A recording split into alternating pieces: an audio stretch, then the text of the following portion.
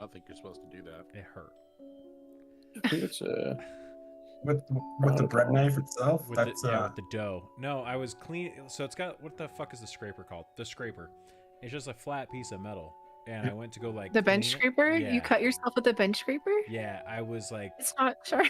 cleaning. How did you do that? I was The cleaning corner. it with the Mhm. with my sponge, and I just like went fast with the sponge and went right across the edge of the scraper, and I just felt it slice. I was like,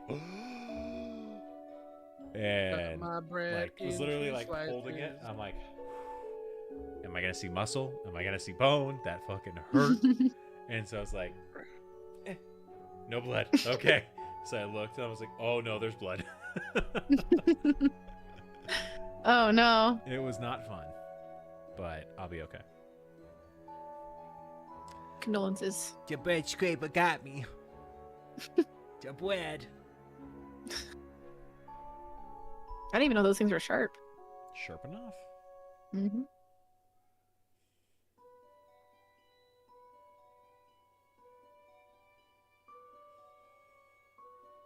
Did the loaves come out okay, or did they come out flat?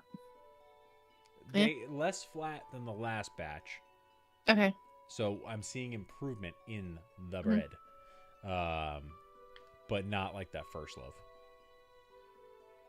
Okay. We'll work on your shaping technique. Yeah. The second loaf, I started getting like, all right, I just gotta get this thing done. I gotta get it done. And I realized when I was done that I completely forgot after the first time to like laminate and hamburger and cinnamon roll and then claw. So I was just like plop Mhm. claw. No. It was fine. Mhm. It worked. It's still bread. Bread is bread. got that right, fam. Got that right. You're Yomi. All Education, right. intelligence, wisdom, charisma.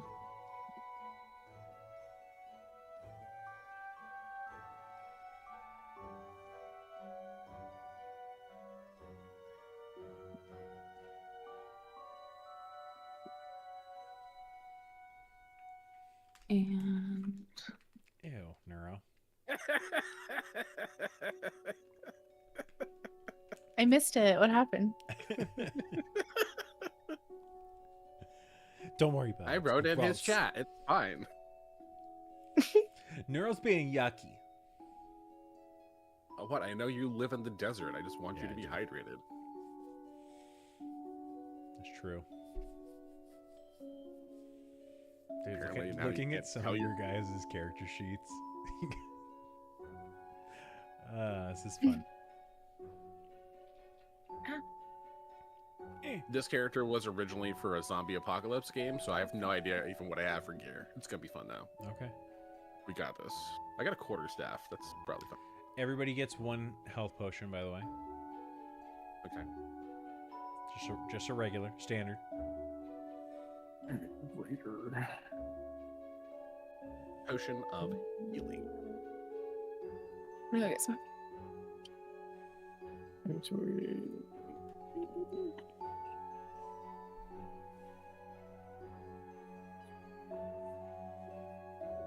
okay. Her name is Veska. Veska. You can do a little bit of ice cream, you can butter toast, but there's raspberries in there. Yeah, I'll also. So do your raspberries. You can have like one scoop of ice cream. It's fine. Alright. Okay. Raspberries. Is it fine if I have a piece of toast? Yeah, that's fine. Okay. Love it. Love you too. Feed that child. Snack time for bed. Father, Father, can I have some toast? It's been 3 days, Father. She loves peanut butter toast, but she's gotta have some fruit though, at least. Dude, I started fucking with strawberry jam. We've got a breakfast place down here that like sells like these tubs of it, and I mean I can't stop. Toasted Okay, peanut you butter guys are gonna toast hate is me. I fine. have to restart my computer. Okay. I will be right back. Okay. Boy. Well, you're gonna start on death saving throws, so Oh God, Fresca's down. I like how she's just stuck in this position now. It should screen save it. Yeah, I'm trying. She looks so worried. Got it. And then add it to your Twitch emotes. Oh, that's perfect. Reboot. Ooh, yeah, okay. I gotta save that real quick. I go all the way back to my fucking Man Cave broadcast folder. It's been so long since I've like consistently streamed that I forgot a lot of like what I called stuff. Like I used to be in this folder all the time, and now I don't remember what like emotes. Like I don't remember where my emotes folder is. I also really miss Adobe, but I don't miss paying for it. Right, it's expensive. It's so expensive. Oh, there's the fucking emotes folder, titled emotes. That is very difficult to discern. Who would have thought? Yep.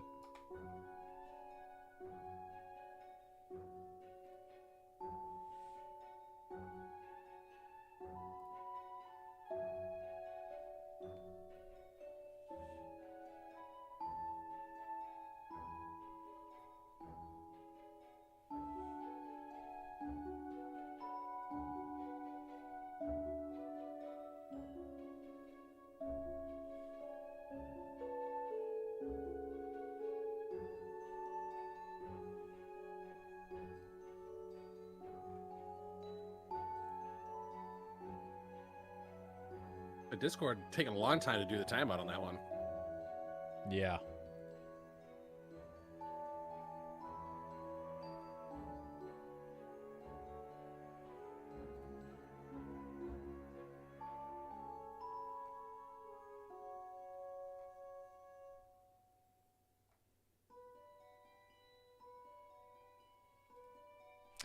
I'm once again asking if anybody here has played Expedition 33. No, not yet. I want to. Absolutely fucking missing out. I don't have Game Pass, nor do I have time. You got BG3 time. Yeah, That's different. duh. Duh. I also breathe air during the day. True. That's fucking disrespectful. What?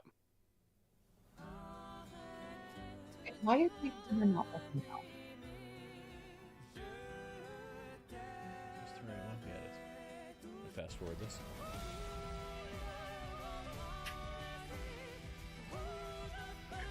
I gotta tell you, the first time this fucking hits in that game is nuts.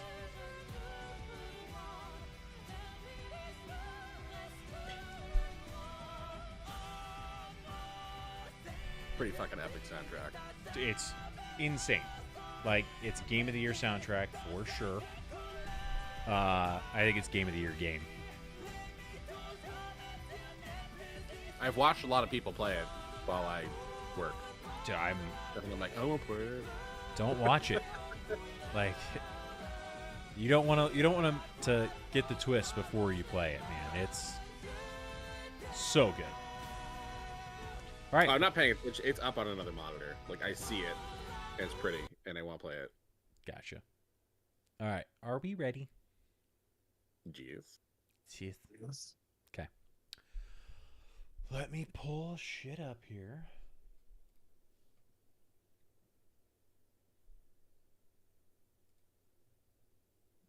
Oh, that's what I wanted. Okay. All right, guys. So, across the stars, on different planets, in different universes, multiple parties of adventurers are currently in their rooms, in inns that don't, surprisingly, look too different from each other. Some maybe reside on the Sword Coast in the Forgotten Realms. Others maybe have recently traveled by train in Eternum. Some sitting in a suite in the Dusty Hoof, and others are relaxing by the fire of the Silver Stag Inn. Some of you may be resting after days on the road. Others are still catching their breath from running from the castle guard in Aviland. All of this to say that while some things may be different, some things never change. In these different rooms, across time and space, go ahead and let's describe our characters. Vreska, go ahead and describe your character for us. No, I'm not ready. Henry's not here. Di. I already forgot. I'm so sorry. Who's ready? All right. Shane, go ahead. So, my character is Harry Borskin. He is a dwarf. He's about 4'5". He used to be in the military. Since he got out, he became an asshole and would do anything for coin. Doesn't have respect for anybody or anything, but will do whatever is asked if he's paid. Thank you. And I do have a picture in the chat of what he looks like. Short little anger guy. I like him. Also like how AI has decided that his bowstring is just going to go either through him or right under his junk. He like stepped into his bow. That was a specific thing that I put in there. Perfect. Elias, you're next on my screen, so I'll have you go. All right, Elias Thornweaver. He is a wizard. He has like his hair kind of done up, and like he thinks he looks really good, but he also is still like fairly like splotchy and kind of like pimply faced, and has big glasses. He's dressed pretty nicely. But he's always got his spell book under his hand. He's constantly opening it and like just like double checking it and then closing it again. And always has his wand at the ready. He's always kind of doing little tricks trying to like get women's attention, but constantly being denied. Because he thinks he's very charming and endearing, but he's a little bit much. All right, thank you. Zaza. Zaza has gone from both ways. He's a celestial being. He's a warlock. He's just got this ultra blue glow to him, especially on his wings, which kind of go from a light blue to a finished off on a prismatic finish at the tip of his wings. He lived a life of good and well-being, but has since turned to the darker side of things and more of an adventurer, and ventured into more of nature items as well, and continues to seek out a new adventure in life that he needs to find purpose for. All right, thank you. Posty and Harper, who's ready to go? I'll go. Okay. I don't have an extensive backstory. I'm apologizing for that. It's a But one-shot. I You have. don't need it. They're probably gonna die. Okay. So I have a half orc paladin named Dick, and that's it. Perfect. Little muscle for the campaign. Mhm. Harper, anything for you? So Veska is a tiny kobold of pure chaos. She is a level 1 wizard and level 3 moon druid. She's just think of like this tiny, adorable chaos gremlin type of character. All right. Very wild, very unkempt like type.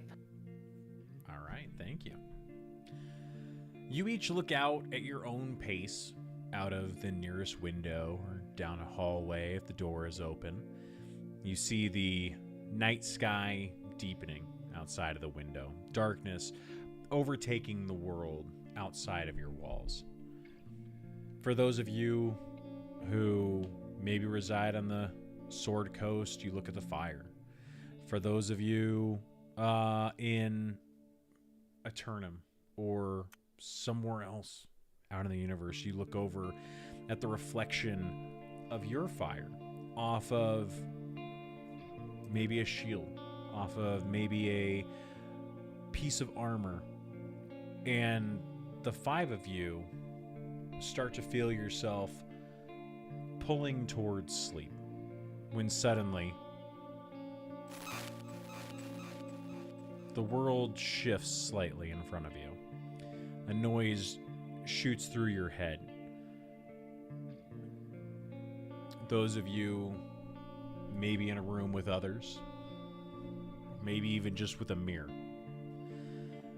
you see them or your reflection turn towards you, their eyes narrow in question. For those of you on the Sword Coast, anyone else in your room maybe shifts slightly but remains asleep as you look around to try to find out the source of the sound. You feel something calling you, but you don't actually hear a sound. You hear no voice, and the static comes no more.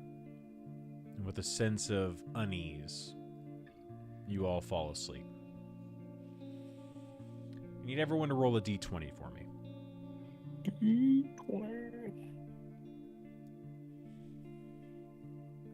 Ooh, nat 20, baby. 9. 18. 16. Okay. 9. So with that... Hey! We got a delivery for you and the crew. Some Dr. Gradius Stoutbrand needs a crate delivered to him at the Nexus Laboratory.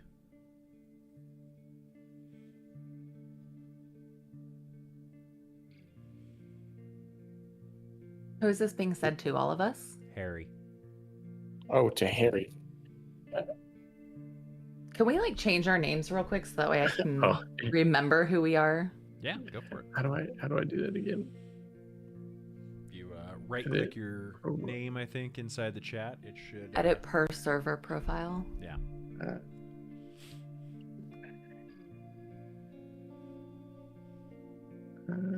See? Does that work? Yes. Okay, cool.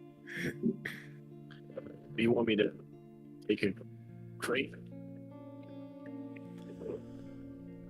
Yeah. Got a little crate for you, you and the crew. Normally I wouldn't send so many of you, but the snow's coming in hard, and I need to make sure you make it alive. Standard payment plus 15% on this run. Paid on delivery. Now, Harry, you see yourself taking a package from the foreman and tucking it into your courier bag. Now, the scene... Again, and you're gathering the others. A sudden shift again, and you're all on horseback trekking up the mountain. The winter blizzard pushing against you and the team. Your cloaks wrapped up tight around your faces so only your eyes are exposed. Another shift, and you come around a bend and you see the undeniable shape of a dome ahead. The five of you were given the task of couriering a package to a remote Arctic facility. And pay was good, and the crate was small, so you took the job. It's late evening when your group reaches your destination. A metallic laboratory with a bulky domed roof on one side that gives way to an enormous telescope. And as you approach the door, you notice a sign warning you to keep out. As the group approaches the lab, you see an enclosed hut just large enough to stow the horses that's a little bit offset from the lab. As you push them inside, you find hay, a water trough, and a small heater that's keeping the room just above freezing. The horses' body heat and proximity quickly bring the temperature up in the room, and they appear quite comfortable momentarily. You hear a door bang open. And a hearty, "Hello out there. It's late. What brings travelers to my doorstep?" You see a dwarven male in a white lab coat standing at the doorway. We're told to drop off a package. "Ah, you're with the courier service. Terrific. Just in time, just in time. Please, come in. Come out of the cold." Please, I fucking hate out here. The 5 of you are ushered into what appears to be the main living quarters of the facility. 2 long tables fill the middle of the room with several empty chairs around it. Books and scrolls and plates of half-eaten food and drinks adorn the table.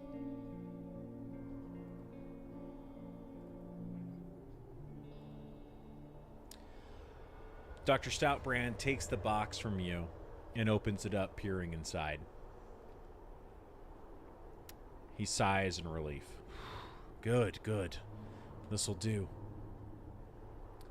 Dr. Stoutbrand is wearing thick goggles and a white coat that give Gradius a studious look.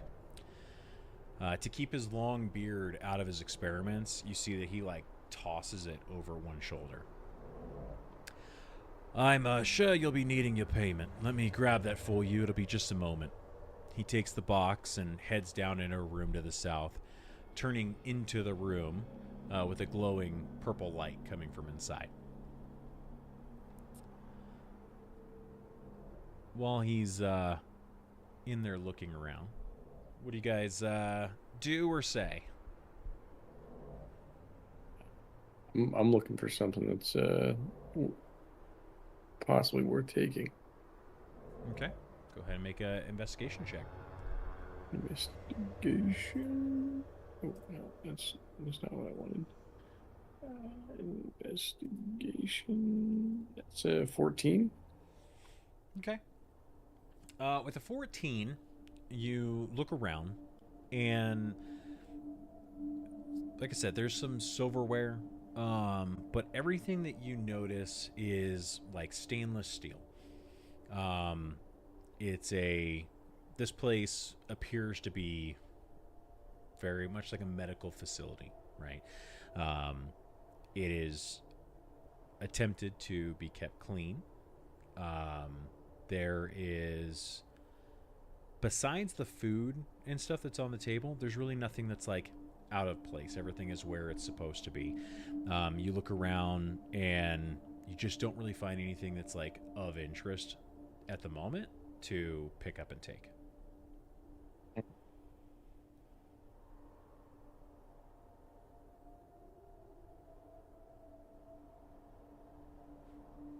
So he's kind of creepy. You guys hear Henry say? It, Or Harry say that? I didn't see what he said. I said it's kind of creepy.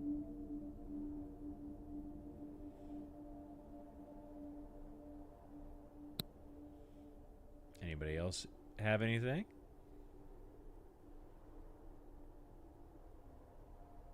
No, I'm glad I like talking to myself. It was great. Good job, guys. Why do you think it's creepy? I fucking love it here. It's just gets clean. Clean creepy to you? Yeah, yes. I mean, it is a lab. Wouldn't you want to have your lab clean? I don't know. I don't have a fucking lab. Probably a good thing if you want to keep it clean. Could use some plants. Like a ficus? It's the only plant I know. Ficuses are a bit snobby. I wouldn't do ficuses. The place is pretty fucking snobby.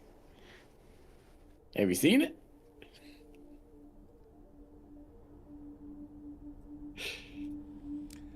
Vesca, need a perception check from you.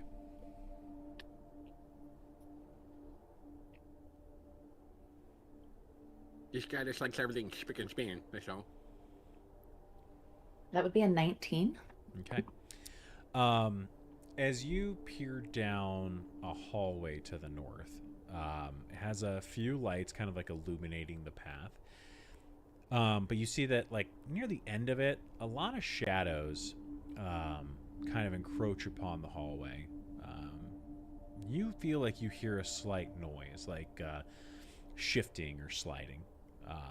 Kind of like peer down, squint your eyes to look a little bit further. And for a moment, you could swear that you see a shadow move near the end of the hallway, and then nothing. A map would actually probably help out with what you see. So let me grab that for you. Who's the biggest person here? Fucking me. I'm like human size. Yeah, I don't know how big half orcs are. I am human size. Well, are you half I'm orc and half gonna- human? As I am human. I think so. For the half orc, I'm gonna point down the hallway. There's something moving down there. It's I probably think you should go something that- check it out. I'll nod and go ahead and quietly move forward. Oh, it's just. I don't think Yeah, anyone should go the dumb shooting. one. This isn't our facility. Are you guys just gonna stand here and wait then? No, I'm gonna follow pursuit. Oh, behind yes, you, let me step in follow line behind you. you. I'm 100% falling in line behind you. Okay. I just didn't want to go first. That's fair. I've got the map open. Since we have different players here than normal, let me see which tokens we've got available. Elias, I can put you in here. Vesca. Is it I the can put Waterdeep you in map? here. It is in Waterdeep, yep. Okay. So I've got Vesca in there, which means I can get rid of... Why will this one not get rid of them? That's weird.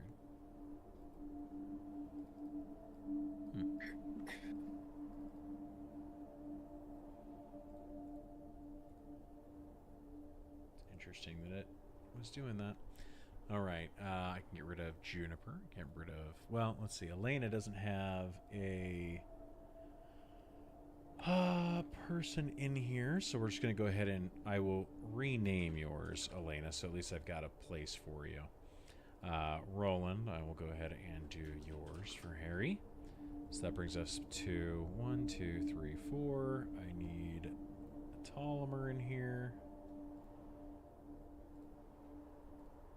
And you have got Elias. I'm already. Oh, because you didn't add me. You need Zaza. Zaza, thank you.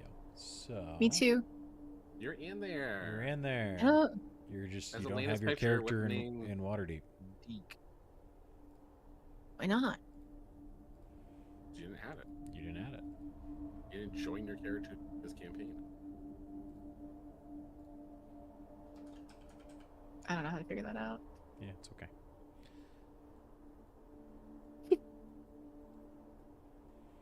Okay, so we at least have everybody.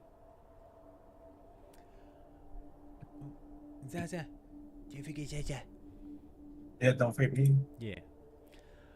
All right, so I can't see the map though. I don't have like a play to refresh. I should be able to.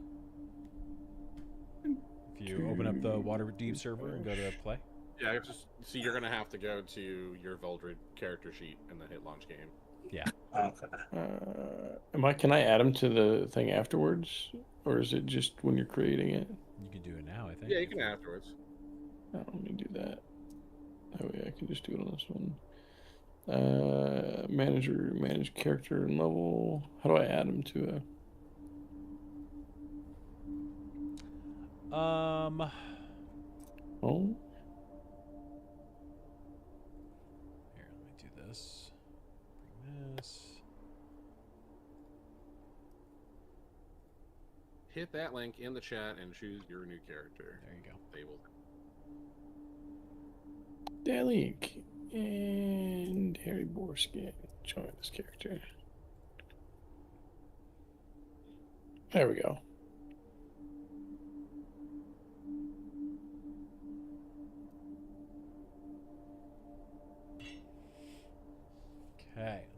that will. I can see it now. I can see it. Okay. Bring him here. Get rid of him. I don't know why it's. Why it'll let me do it in the spectator view, but it won't let me do it for my fucking DM view.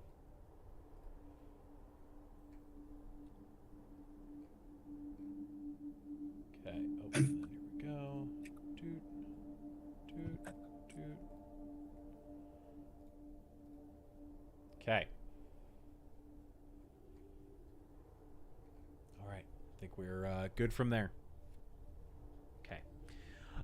Who said that they were going to go take a look at the hallway? Me. D and I. Okay. So the two of you begin to head up towards the hallway. As you do get kind of a look into the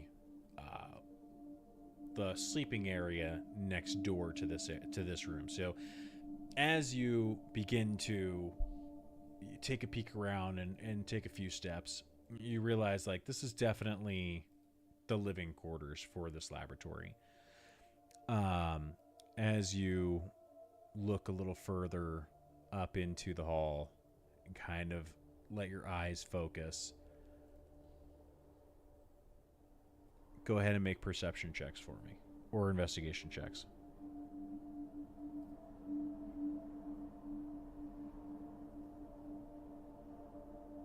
Mm. 14. 8. Okay. Vesca, you get this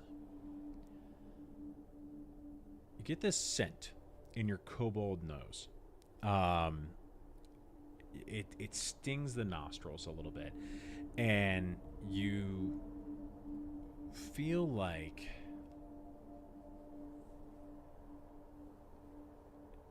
the way that it hits, it kind of starts to smell almost like ammonia.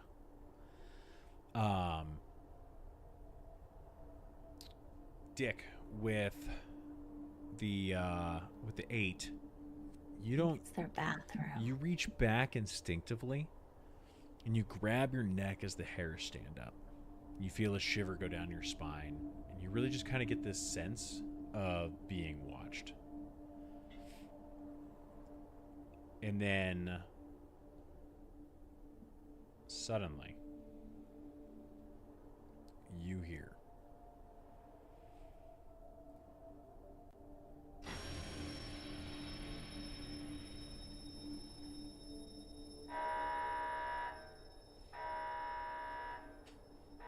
System malfunction. All the lights I shut think off. somebody clogged their toilet. The lights start shutting off. A few seconds later, the alarms go off, and the doors and the windows around you suddenly begin to glow. Elias, I need a Arcana check from you. Oh, I'm really good at Arcana checks. 21. 21. You turn and see as these runes start to around the door. The windows, you see these metal shades just start shutting across the entirety of the facility. And you watch as explosive glyphs of wording light up onto them. Dr. Stoutbrand runs back out of the room and says, "Oh, God, it's not that. Quickly, all of you, hurry into the panic room." Wait, there's a panic room? Guys, let's go. Just gotta just bolt. All of you run down and try to squeeze into a 15 by 10 room. As you squeeze in,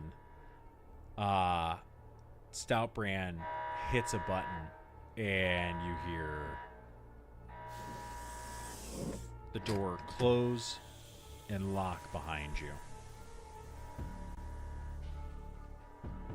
gonna turn to him and be like, "That's a very interesting spell. Could you write that down in my spellbook real quick? How you did that? And I can study it later." What's going on here? Stoutbrand runs over to a set of glowing tablets, which are scrolling words and letters and runes that most of you have never seen before. He starts tapping on them, and you hear... Darn, I figured that was going to give me a better color.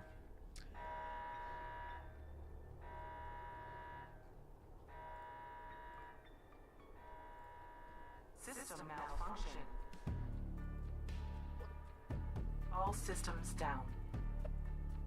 Security breach. He goes, no, no, no. This can't be happening. He puts his head into his hands and he takes a few shuddering breaths. What is going on here? What are all these alarms and sirens going off? System malfunction. Tell us what's going on here. Or even better, give me my money and I can leave. You're not going to be able to leave. Did you not see the doors and windows locked down? I can figure it out. I'm a small guy. Now, if you do that, you're gonna get seriously hurt. Here's gifts. Love you. He turns and Things are gonna looks start at you guys. exploding if you start going out here. I'm just telling you. It's not Jessica's good. gonna put her hands over her ears. Just make it stop. He hears that and he takes his hands and he taps away it a little bit, and the alarm system shuts off. He turns back and he looks at the five of you and he goes, "Look, we push the boundaries of science here at Nexus. I'm relatively new here, but Valeria and Jameson have been here a long time. Valeria's our chief scientist. It's her job to sign off on all the experiments and ensure staff safety. And Jameson is an excellent biochemist. That is until the accident." What accident?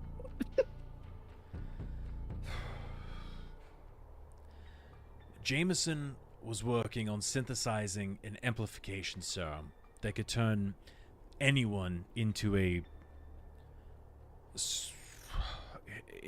super soldier. You could have just taken my genetics. Fucking idiots. Oh, I got a biology degree. That's cool.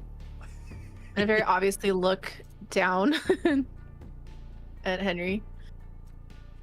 The fuck are you looking at? Just this is pure genetics. I'm in awe. That's what I thought. So what do you need us to do? Because fucking... Why are we in this room? Doesn't sound very natural. Look, we tested it out on mice, worms, snakes, rats, but we needed humanoid trials. It was too hard to get willing subjects up here in time, and our stakeholders, as philanthropic as they may be, demand results. So, Jameson injected himself with the amplification serum, but it mutated him into a terrible monster. Valeria and I sealed him in his pod in the experimentation chamber until we could work out a way to restore him.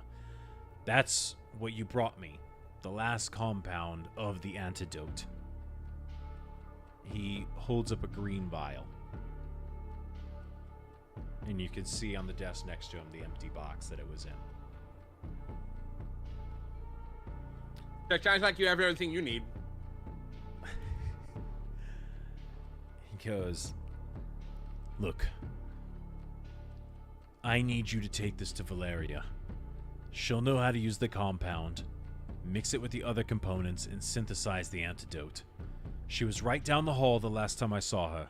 And please, please, if you come across Jameson, please don't kill him. I'm sure he's still in there somewhere. He's a brilliant scientist, and there would be decades of research lost if he's lost. I need to stay here and prepare for when the system comes back online. Once it does, I can activate the security system and bring the glyphs of warding down and the lights back up.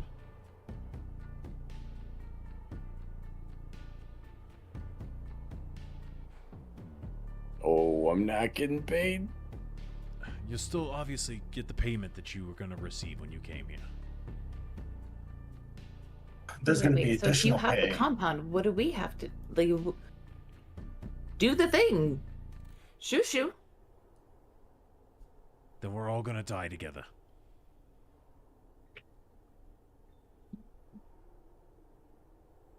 All right, well, okay. Tell me the steps. Okay. Or show me the way. You just gotta go find Valeria. Last time I saw her, she was down the hallway. She was either in the synthi... Oh my god. What the fuck is the word? Synthesis laboratory. Or the experimentation chamber. It's at the end of the hallway. It's not too far. But I have to be here to make sure the system stays calm. Give me the vial. This is going to cost you extra. He hands it over. We could talk additional payment later, but right now we've got to make it out of here alive. Well, if you're going to want us to help, you're going to have to open that door for us, and so we can see what we're working with. He Are there any vents for her to climb into? make a investigation check. Elias is gonna look over and be like, 17. As you look up, you see that there are large vent pipings going in and out of the panic room. And with a 17, you remember when you came into the living facility that you saw these vents going and piping throughout the facility. Why don't we send the short one through? And I point to Harry. Brilliant. I agree. Need a lift? Oh, so I gotta do it. Well, you are the smallest one in the group. "It's your superior genetics." You got some gold for me? Never mind the fact that Veska is so much smaller than you.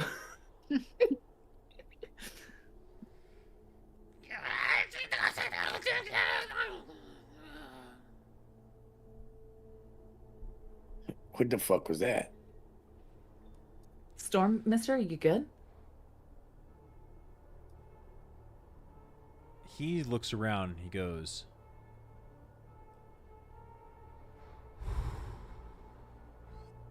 also not good.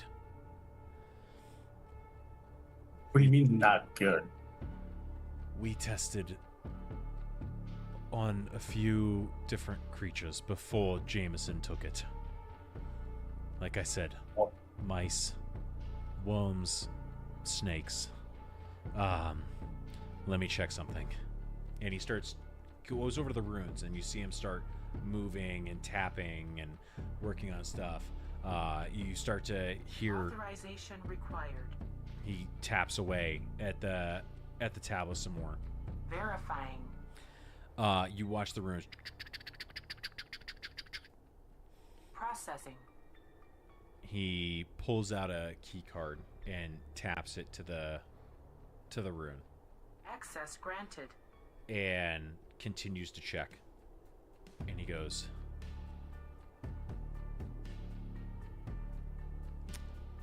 I hope you brought weapons. I don't leave home without it.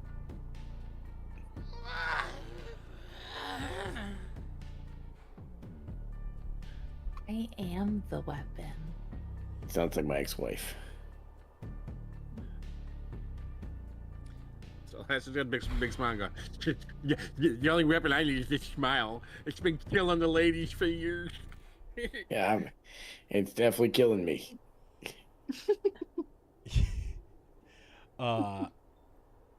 He continues to check a few things, and while he's going through, you start hearing different beeping, different electronic signals, and he goes, Yeah, this is going to be a lot tougher than I thought. You guys need to get out there and get that vial to Valeria. He finishes up, hits one or two more buttons, and you hear the door to the panic room opens up.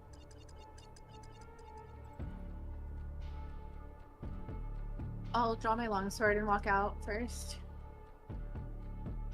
I'll have my. After you, super soldier. Is there anybody, before we do get into this, is there anybody that needs armor that I can give? I have a spare set on me that I can cast on you if you need an armor class that's, good armor class, like a level 13 armor class. I am going to cast mage armor on myself before I head out. Right, which I also have I can cast onto someone. Yeah. That should be good. Okay. Huh. As you guys are pushed out of the panic room into the dark living quarters, Goodbye.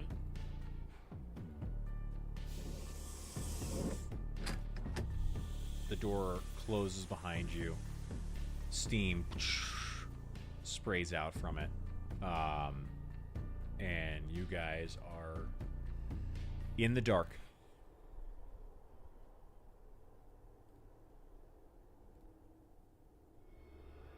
And you guys see right now? Why, I can. I can't see anything. I just want to make sure it wasn't just me. That whole disembodied voicing that was just going on was kind of throwing me for a loop. I was still standing right by the edge of the tables, right? Yeah. I'm going to go ahead and cast light. So it's going to create additional light. I'm going to go ahead and touch the scroll that I see on the right table, and it'll create a 20-foot light for us to be able to see a little bit in the room. Okay. So you guys get this circle of light, 20 feet. You can see pretty well. An extra 20 feet, it's dim. So you can see slightly.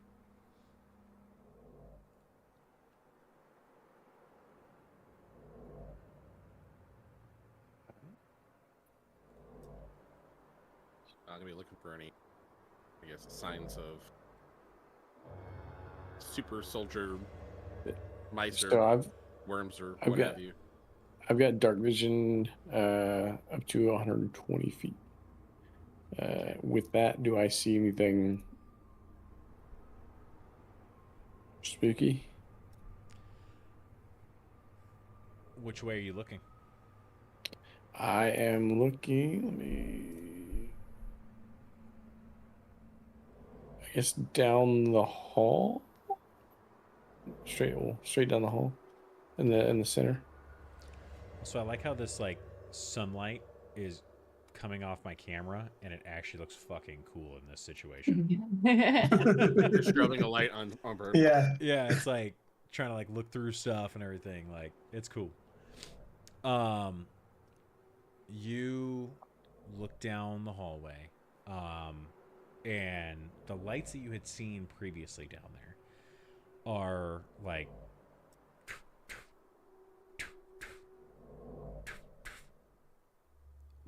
it's like a emergency light for emergency lights almost. Every once in a while they kind of line up, so it's like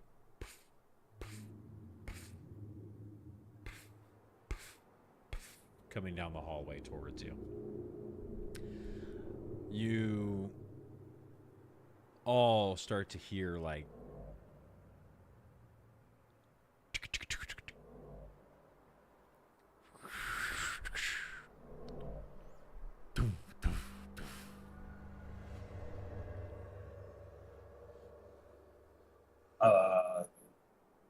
Any of y'all hearing those big footsteps?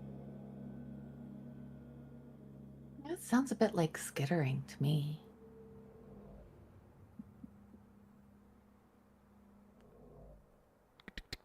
Nice. Probably a rat or something.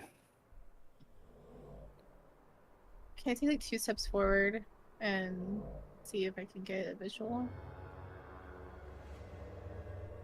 Okay. So you move up a little bit, getting closer and closer to the hallway. As you move up, I too. I'm gonna move up. okay. As the two of you move, you hear again.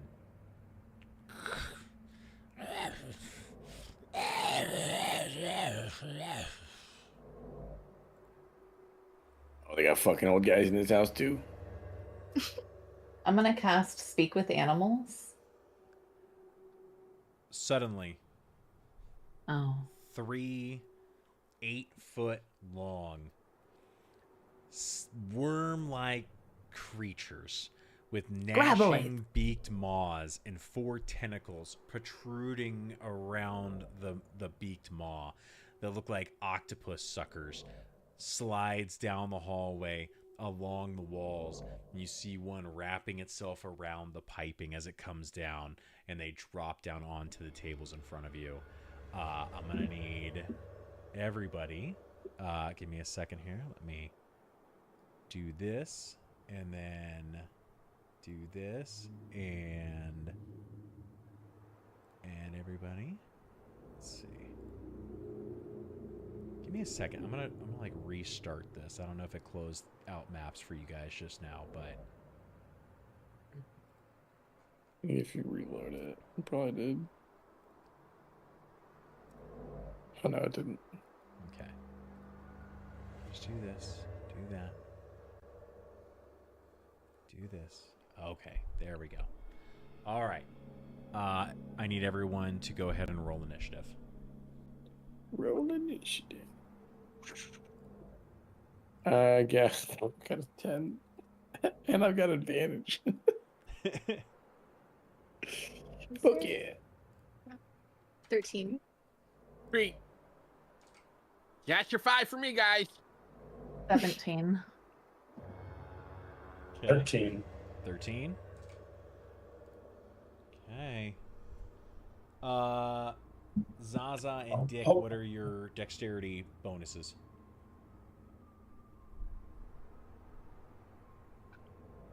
What did you say my name? I couldn't hear you. No, Zaza my- and Dick. Okay. I was Zaza Dig. Okay. So what'd you ask? What's your plus What's to your dex? dexterity? Oh, to dexterity 4. Dick. Posty! Would you relax? Okay. You only have to ask her 4 times, but relax, man. It's new to me too. Okay, I didn't realize. What was I doing again? I'm sorry. What's your What's the plus to dexterity dex? plus on your dex? 0, Thank you. All right. 10.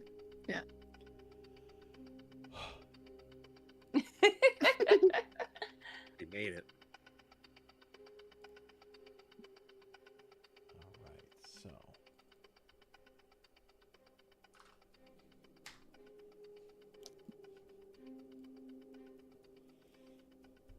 Right. So, with that, these creatures start screaming down the hallway. You hear as the beaks start to click together. Veska, you are first. What do you do? I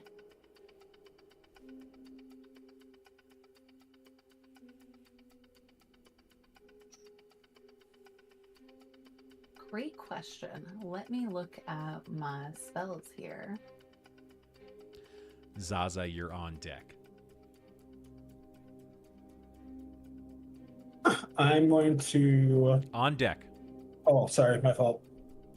I'm already ready. I'm good to go. I'm going to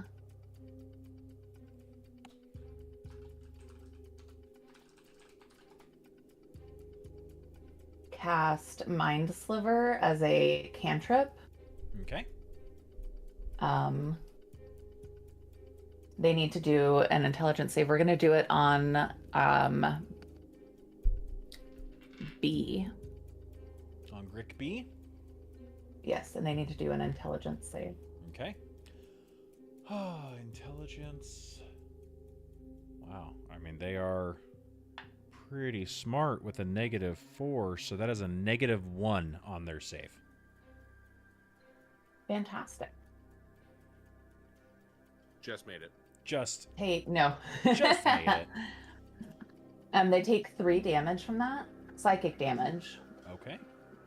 And then from the next savings throw, it subtracts 1d4 before the end of my next turn. So if they have to do a saving throw, it subtracts 1d4. Yes. Great. Okay. All right. Any bonus action for you? Any movement?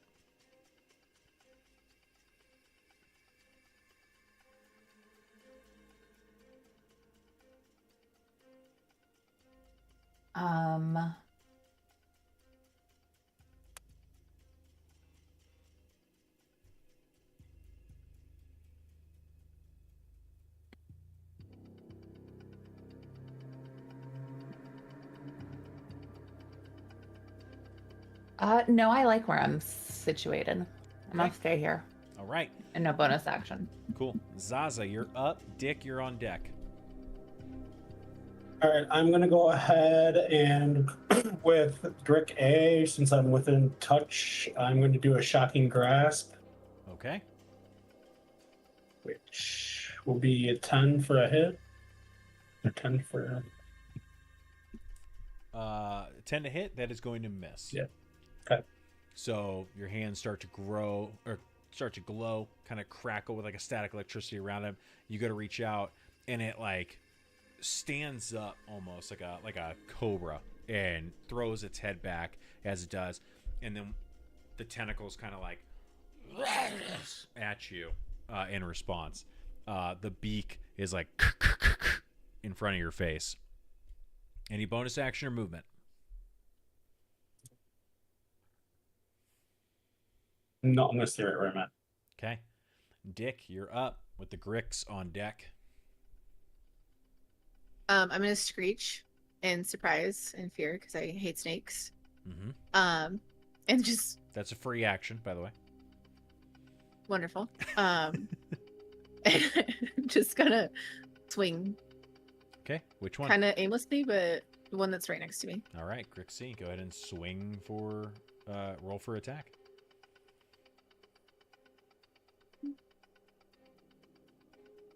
4.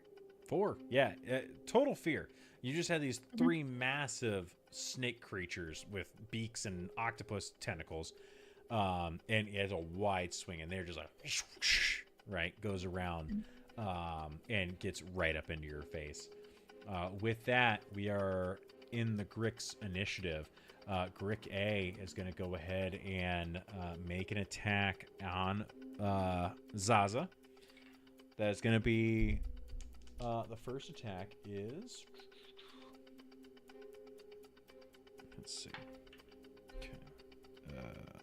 Okay. First one is a 11 to hit. That's a miss. Okay. So the tentacles kind of like smack at you, and you pull back to get away from it. The second attack is going to be a 10. That's also a miss. All right. So it tries to coil up and snap back at you with the shocking hands, and you manage to get the hands back just enough. And as you pull back, those hands kind of like a little bit of residual charge pops off, and so not any damage, but it keeps him away from biting into you. Grick B is going to kind of slither over to Veska and will try to do the exact same thing. It makes 2 attacks at Veska. First one is going to be a natural 20. And the second will be, that was the tentacle attack. The second one is an 8 to hit. So the natural 20 there That is. Okay. Where is my dice?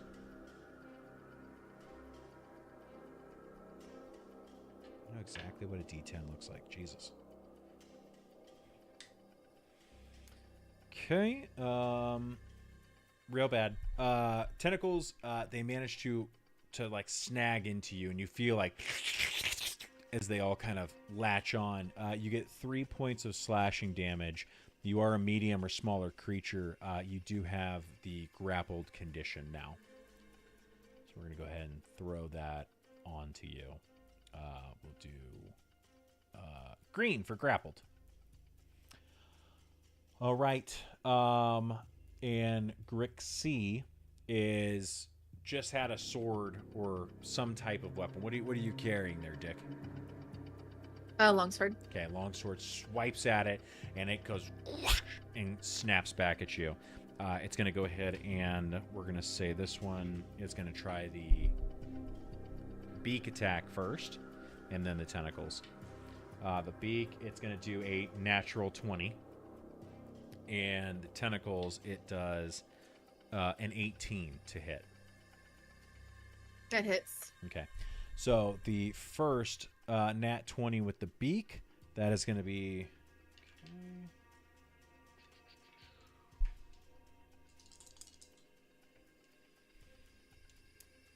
it's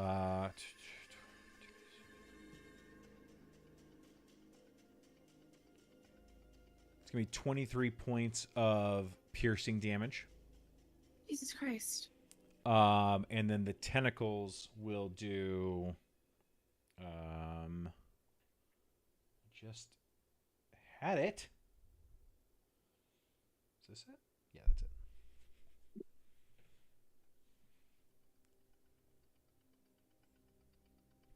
That does 8 points of slashing damage.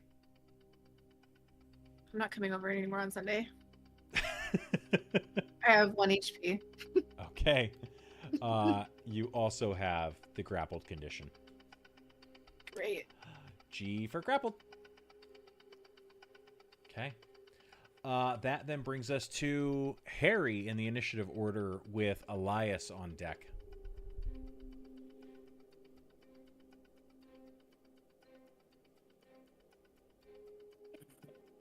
I am going to take a shot with my short bow at... I can't shoot an arrow at somebody that's like at the creature that somebody's grappled, right? Sure you can. Yeah, let's run it. Is there a chance it's going to hit the person too? There's always a chance on a nat 1. Take me out. All right, let's run it. I'm gonna take a shot at what's the Grixie. Okay. 18. 18 does hit. All right, that is move out of the way, dice. 7. 7 points of damage. All right. The arrow flies through the air, right into the back. The grit kind of make a animal handling or intimidation check for me.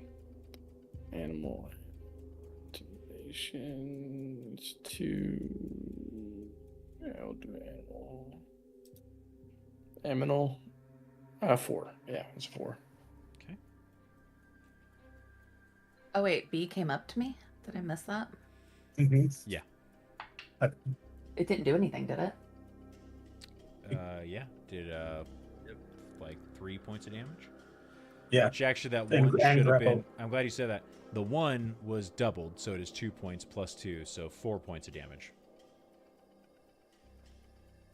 And you're grappled. And you're grappled. And you're grappled.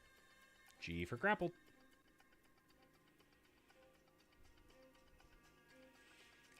So as you strike it, it kind of like pulls back from Dick for a second and the tentacles hold on, and it gets right back into Dick's face.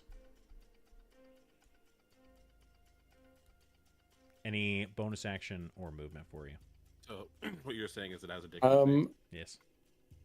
I don't think. Try and eat him. Gonna bite you. Yeah, I'm just gonna for my movement. I'm just gonna like tuck back into this corner. Actually, no, I'll stay behind the table, right here, and then. So the stone cunning, it's a bonus action. I don't know what it does. What does it say? So it says, as a bonus action, you gain tremor sense. Mhm. Oh, I guess that just means I can feel movement in the ground. Yeah. Oh, okay. That's useless then. I don't think I have any other. Yeah, that's it. I'm gonna stay at that. Okay.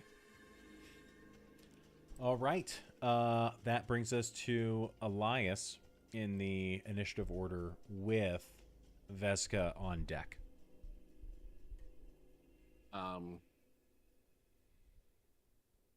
I will cast Firebolt Okay. at Grixie. Okay. Go ahead and roll to attack. It's a 22. Yeah, it's gonna fucking hit. Go ahead and roll damage.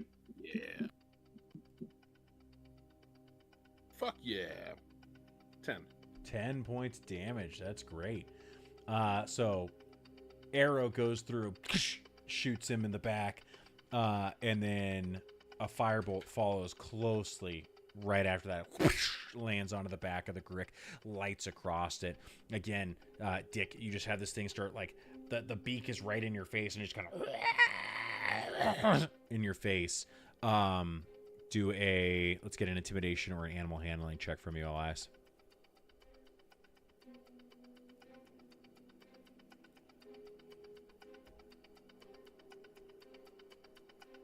The 5. Okay. Again, it doesn't want to go anywhere. It is attached to you. You can even start to feel where the suckers are, like on your face and across your back. You can feel them start to like really start to be pulling up the welts as it digs in deeper as you try to fight this thing off. Bonus action or movement? Nope. Okay. That brings us to Vesca with Zaza on deck.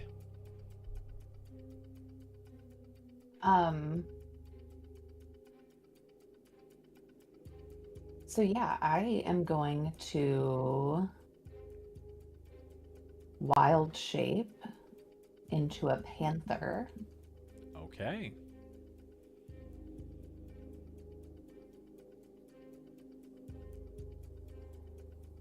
And gonna bite. The Grick. The one that's attached. grappled me. Okay. Yeah. All right. With the grappled condition, just to be sure here.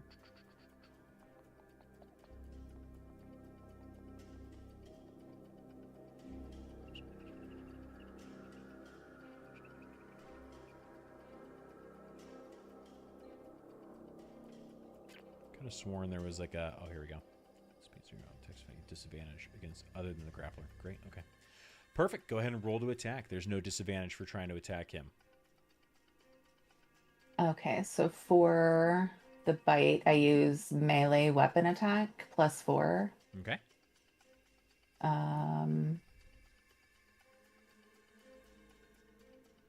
So how do I do that? You don't have like there's not like a bite on your character sheet? Not that I can see. Do you have a melee? Then go to your melee attack melee and weapon in your. and then and then just do melee and then add your 4 onto it. Okay. Like do dagger? Yeah, so that'd be a melee attack.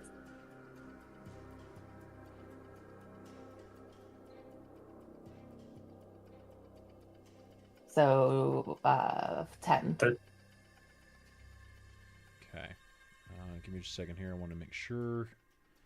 Okay, gain 3. Oh, you get 3 temporary HP also. You do gain. When you assume a wild shape form, you gain the following benefits. You get 9 temporary HP. And you have an AC of 17. Correct.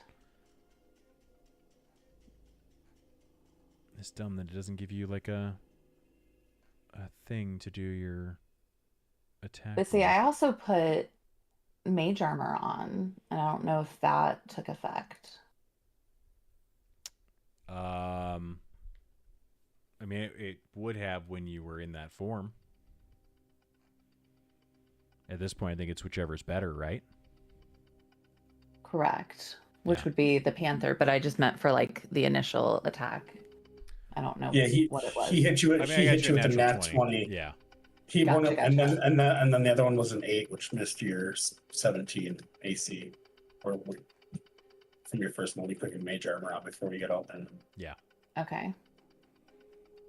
Okay, there's no way of changing out that part there, so yeah. Okay. I mean, we'll go with the dagger attack that you had there. So, anyways, you said it was a 10 to hit. Yeah, because the dagger already has a +3 and it's supposed to be +4, so I just assumed just add 1 to that. Yeah, exactly. So, okay. So you rolled a 10 to hit. Unfortunately, that does miss. So, as you shape down and you become, actually, I guess you kind of like elongate and everything from this kobold feature into this panther. It spins around and like grapples around you and comes around to the back of your neck. So you try to bite, and it's just like behind you, and you just cannot get to it. Any bonus action for you, or was the wild shape your bonus action, and then your action was your attack?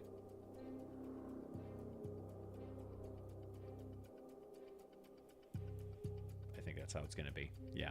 And then while I think so. yeah, while you're grappled, you have a movement of 0. Yeah. Okay. That brings us to Zaza. Dick, you're on deck. Since me and Gricke are kind of throwing blows at each other, I'm going to go ahead and cast Scorching Ray. I'm going to take 2 of them at him and then 1 at Grixie. Okay. Similar to what we came across in the other campaign, if you're in melee on a ranged spell, you have disadvantage. Oh, on that's your right. melee. Or on Okay, your, on then your ranged actually, then we're gonna just do we're gonna do shocking grasp. Excuse me, shocking grasp again at him for a touch. spell. Okay. So you reach back out, and 9. something in this facility is almost dampening the static electricity discharge that you have. It's almost like there's something in here that is designed to stop things from being flammable, and you just can't seem to get around it for the moment. Any bonus action for you? No, I'm gonna stare at Ryan. Okay. Dick, you're up with the Grix on deck. All right. I'm gonna scream "Let go" and cast command at the Okay. Grick that's holding me. Okay. And what's the saving throw on that?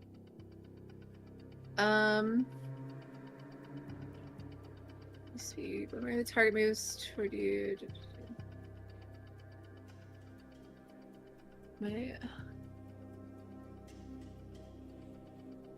On your character sheet, you should see like a saving throw DC. Oh, 14. Okay. And is that an intelligence saving throw? Wisdom. Wisdom. Okay.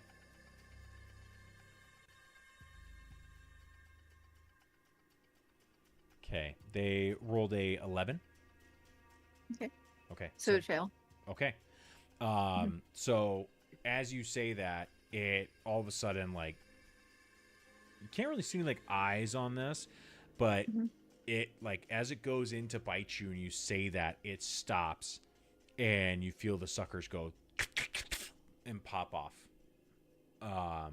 It doesn't move, but it like stops for a second and lets go of you.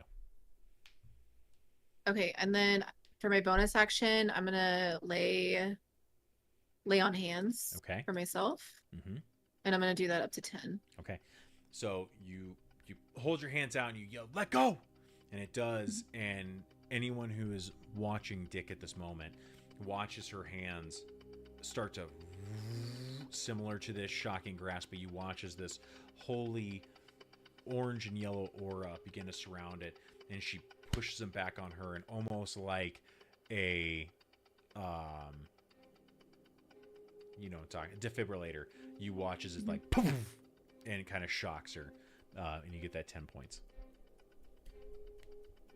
Okay. And I'm gonna move away as well Okay. a little bit. I'm just gonna take just a couple steps back Okay. and kind of create some distance. All right. With rule of cool here, I'll say with a let go command being successful, that it's going to stop it from making like any attack of opportunity. You're pretty close, so I don't think it's going to be fair either way. So I think just Okay. a slight move is good. Okay. Okay. Just gonna move back that way. All right. Cool. Is that it for you? That's it. Yeah. Okay. Grick A. It's been throwing blows with Zaza, and it isn't getting anywhere. So it suddenly coils up and then jumps over the table and comes down by Vezka and comes down towards Harry Borskin and will make an attack at you. I will allow attack of opportunities from Zaza and Vezka. Just the normal unarmed strike. Unarmed or a weapon if you've got a weapon that you can use. I do have a dagger. Okay.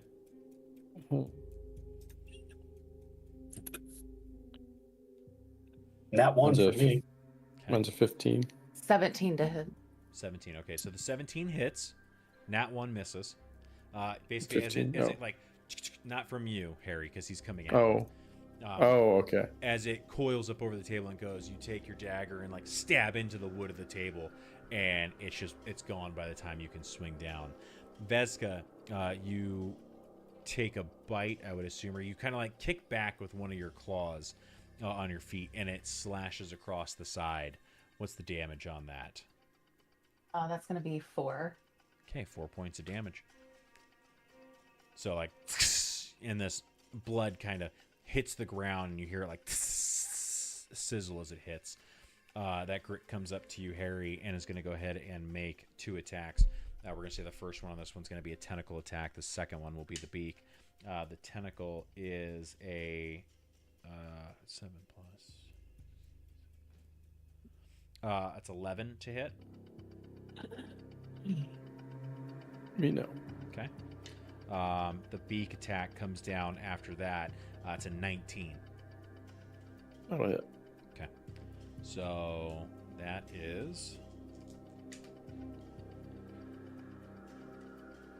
9 points of piercing damage as it tries to grasp at you. You swat that away, and then it just you feel the beak just absolutely chew into your shoulder, and you feel it start to just kind of grab and move on you as it bites through whatever armor you have on. Blood starts to trickle down your chest. You are not grappled with a beak only hit. That brings us then to Grick B. Grick B is going to go ahead, and since it is still attached to you, it's going to go ahead and make 2 attacks. You start to feel the tentacles start to suck into your arm.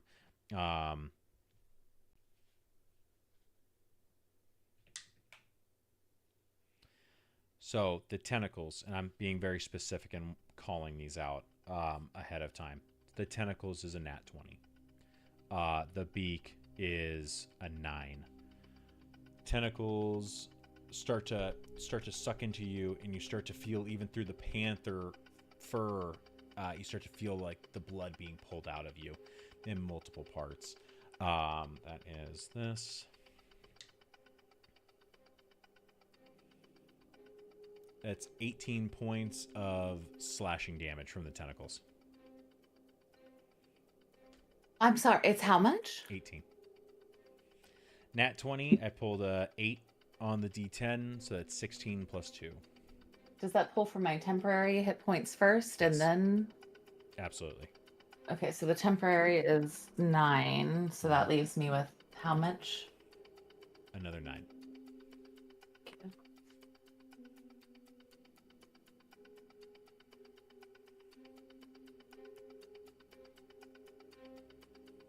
So you didn't want us to get through the first room?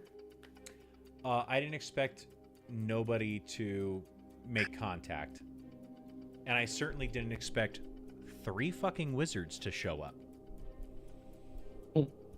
None of mine didn't hit so far. Like I've rolled shit Technically dice. not a wizard, I'm just saying. Okay. I'm a warlock. Yeah. Okay. You're a hairy wizard. I got 4 magic users who don't fucking hit. So I hit, yeah, okay. That's And yet right. you send them to one me. firebolt. and I got max damage on my roll. That true. So, it's I told you this is a one shot, and it's gonna be deadly. All right, So much fun. Grixie. Hey, start hitting. Roll better. Literally, I don't know. Oh, better. Christ. Grixie, having just been told to let go and trying to figure out like why it did that, is going to turn and goes across it. It turns and looks up, and you watch as it coils down like a cobra, and it springs up, latches onto one of the vents, and drops down in between Elias and Zaza. This one I'm going to allow attack of opportunity from Dick and Harry. I shoot him with an arrow. Sure. Cool. I'm gonna swing my great sword. 18. That hits. Roll damage. Damage 9. Okay. Is this with advantage? No. Fuck. 12 for hit. Okay, 12 does miss. Grixie lands after being shot with the arrow, and is going to go ahead and take attacks at Elias. We're going to go ahead and do a beak attack first and then a tentacles. The beak attack is going to be a 21 to hit.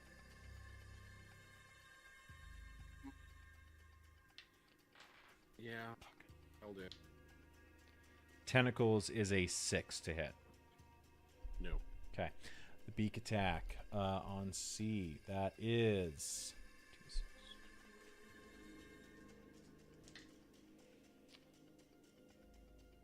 9 points of slashing damage. And you are grappled.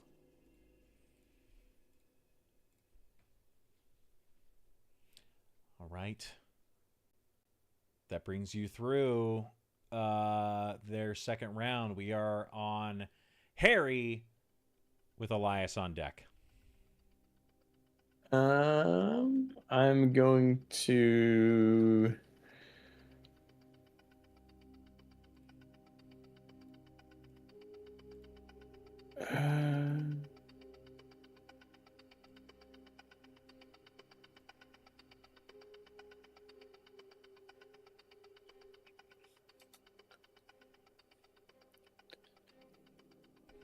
I'm gonna back up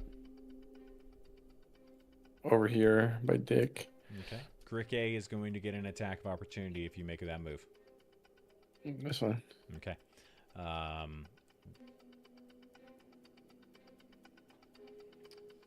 High or low? Hi.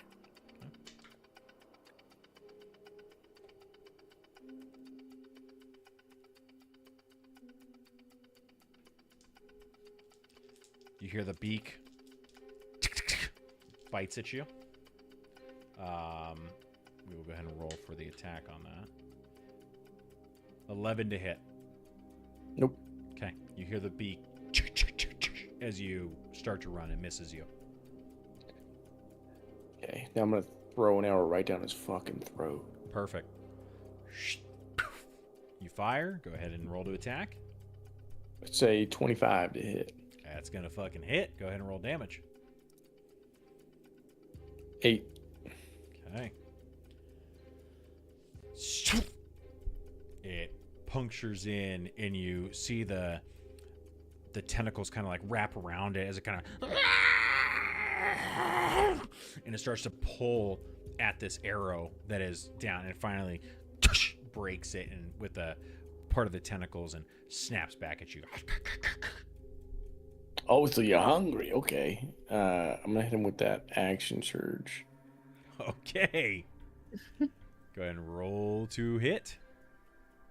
That is a 23 to hit.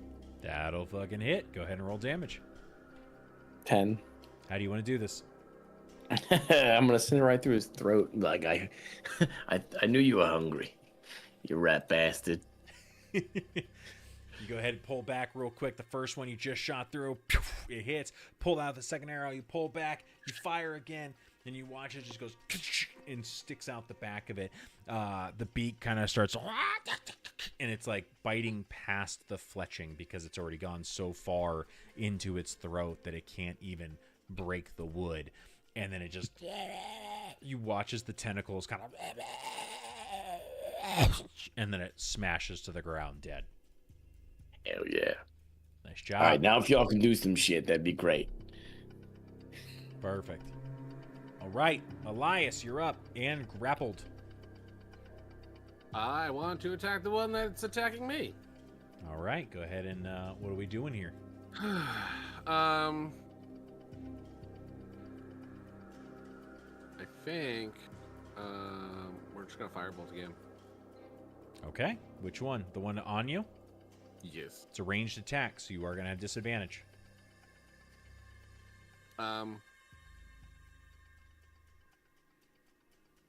Yeah, that's fine. Okay, go ahead and roll.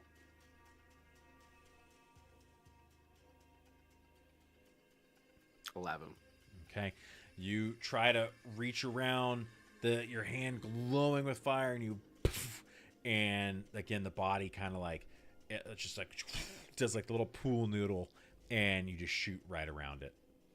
Okay. Bonus action. Negative. Okay. That brings us to Veska with Zaza on deck.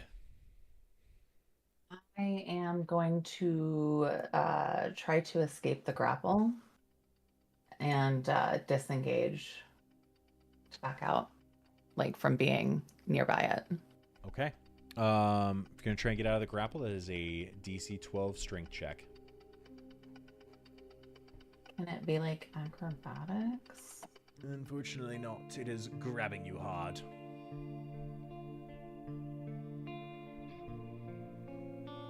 Still grabbing me hard too. It's 3. grabbing you real hard. I will allow, for the purposes of this one shot, if you are grappled, the strength check to try to escape is a free action. So if you still want to take an action, you can go for it. Okay. Yeah, I'll keep, at this point, I'm just gonna start ripping into it with my claws. Great. Roll to attack.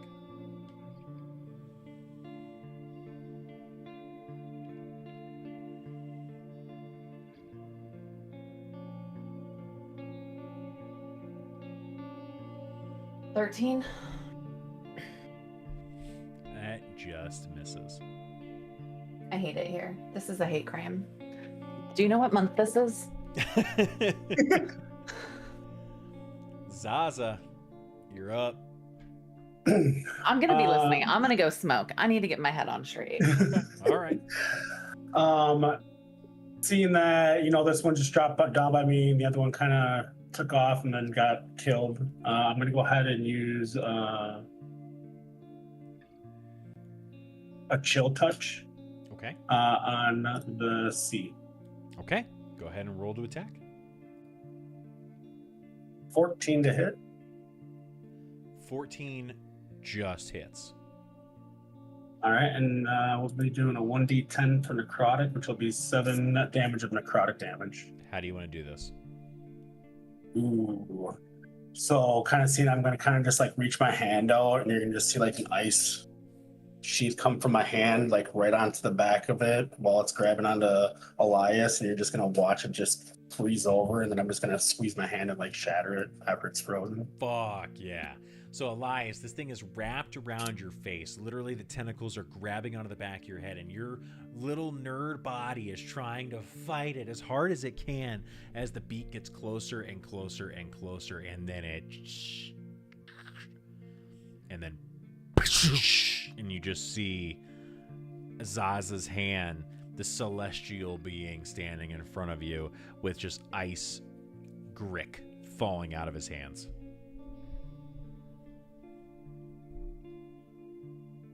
Oh, fairy boy, you actually did something. I Well, loosened the lid for you.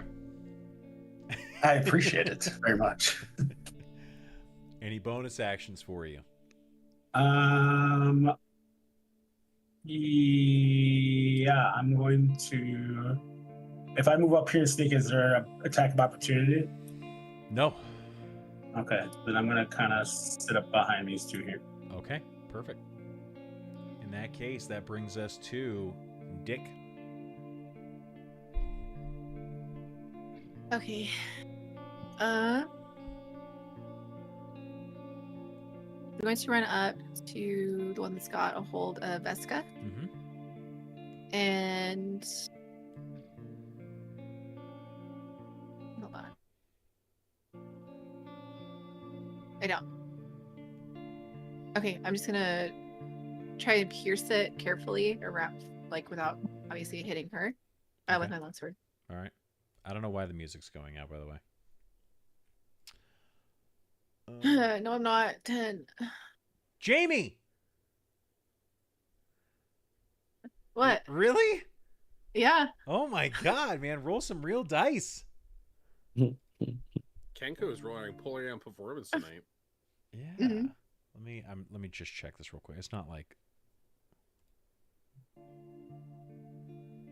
you know what? It sounds like it wants a different song. So let's just do that. You try to stab through, and you're so afraid of hitting the panther that is Veska in front of you that it just goes right next to its head, and you just can't quite get it. Any bonus actions for you? Yes. Okay, what are we doing?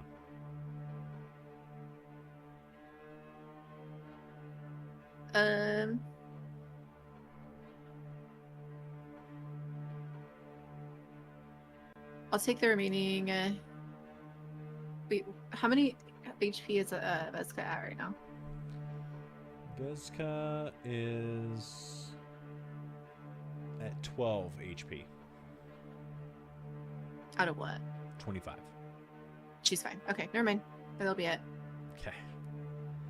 I realized as I said it out loud, that's very metagamey, and I apologize. I won't do that again. Oh, I'm sorry. She's bleeding. Okay. But okay. So, anything additional? No. Okay. Nope, not Zaza. It's the Grick. I know she's listening, and I apologize in advance, but it is attached to Veska. So, Veska, we're gonna do the beak first, tentacle second. Beak is a 6. The tentacles is a 9. Oh, they're both gonna miss. I'm gonna assume they both miss her. So the sword comes by, it pulls away and is trying to bite, and she starts to feel kind of like It misses. as some of the suckers misses. fall. Yeah, it missed. So you were solid there. That brings us to Harry. Also, how dare? She's fine. It hurts, ma'am. It's I am- stealing my blood actively as we speak. Fair I'm gonna take a shot at it with my bow. Okay. Does a 22 hit? That's going to hit. Go ahead and roll damage. 9. Okay. 9 points of damage. Oh, yeah, no, sorry. Okay. I hit my space bar and it rolled something. It rolled again. I didn't know it did that. Okay. 9 points of damage. The arrow lands into it. Looking rough, but still standing and attached to Vezka. Any bonus actions or movement for you? Okay. Next up is going to be Elias with Vezka on deck.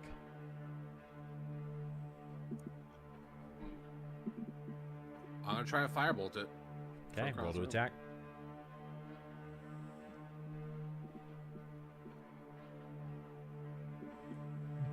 Can I get advantage on it since it's otherwise engaged Negative. with?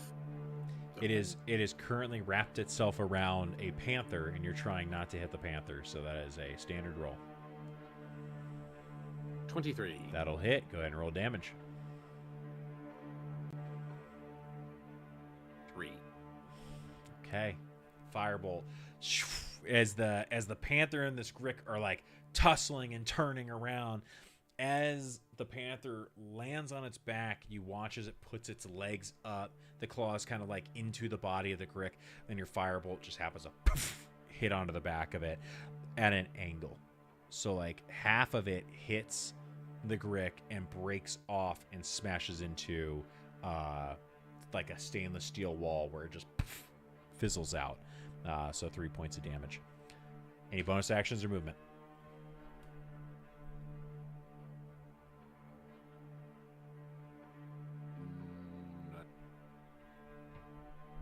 No? No. All right. Vezka with Zaza on deck. Yeah, I'm gonna continue trying to tear into this thing as it's got. Well, you said a free action to disengage, right? Yes. Okay, so I'll do that first. Okay. Strength And you roll, said it's DC just a 12. strength roll? Yep. Okay.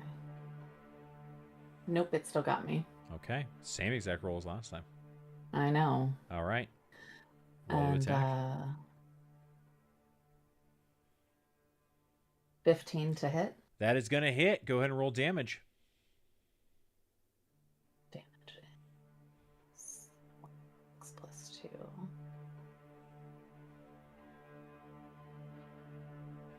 Seven. How do you want to do this? Yeah, so essentially in her panther body, you said it's got her by like it like wrapped around and grabbed her by the back of her neck. Mm-hmm. So she's gonna essentially, in the most like feline-esque way, like just kind of contort, twist until she can get her claw into it, and she's just gonna rip it and like slam it into the ground. Hell yeah. So this frustrated panther, you hear it in this like roar and snarl coming from this creature, and you watch that big padded paw just come around the back. You watch the nails, the claws sink in, and you watch as this ichor and blood just go spraying from the back of the Grick. It rears up with his tentacles out and lands dead on the ground. That'll take us out of combat. Hell yeah. Nice job. Hey, yeah. Well, that was interesting. Look at So, the 5 of you stand in these living quarters. 3 dead Gricks laying around you. The panic room door is still closed. A dark hallway in front of you. The emergency light still poof, poof, poof, poof, poof, poof, down the hallway. You can see, if you're looking at the map here, that there are...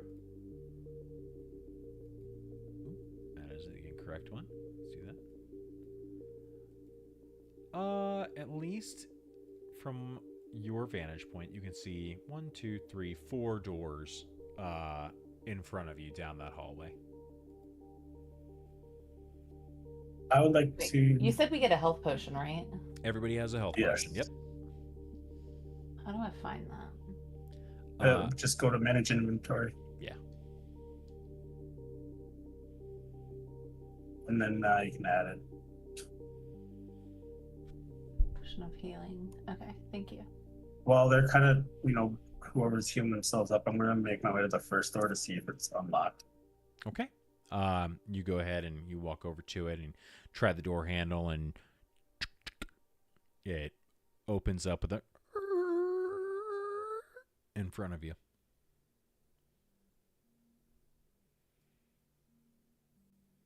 I'm going to go ahead and cast light again. Oh, since it's still all lights are off, right? Yes. I'm going to go ahead and kind of just cast light on the door itself as it opens on the edge of it, so it kind of lights up the room as the door opens. All right, cool. So the scroll that you had a light on before on the table, it darkens. So Elias, Vezka, Harry, you guys are all kind of on the edge there. So the light that was behind you, you turn and it's gone. But the light down the hallway now, you see the door is lit open, and the light kind of moves in the hallway as the door moves. So what is originally lit up down the hallway darkens as that door swings open into the office that Zaza now stands. I'm going to go ahead and see if there's anything of importance in the office. Okay, go ahead and make an investigation check for me. 10. Okay. So as you open that door and you cast light on it, you very quickly see that there's a nameplate across it that says Dr. Valeria Livia. Inside of the room, you see a small writer's desk against the wall to your right. There's a light green leather chair in the corner on top of what looks to be a threadbare carpet. With a 10, when you walk in, the first thing that you notice that's kind of hard to miss is that threadbare carpet, while nice, you can see there's a worn path in it. And just looking at it, you kind of can make sense that this looks like somebody has probably paced back and forth on this carpet over and over and over again, trying to think of solutions, trying to think of something. You see on the walls whiteboards with equations and different steps and diagrams of large like pods and chairs and things that you can't quite make out. Additionally, as you go through and walk down by the desk, you see notes that are on the table.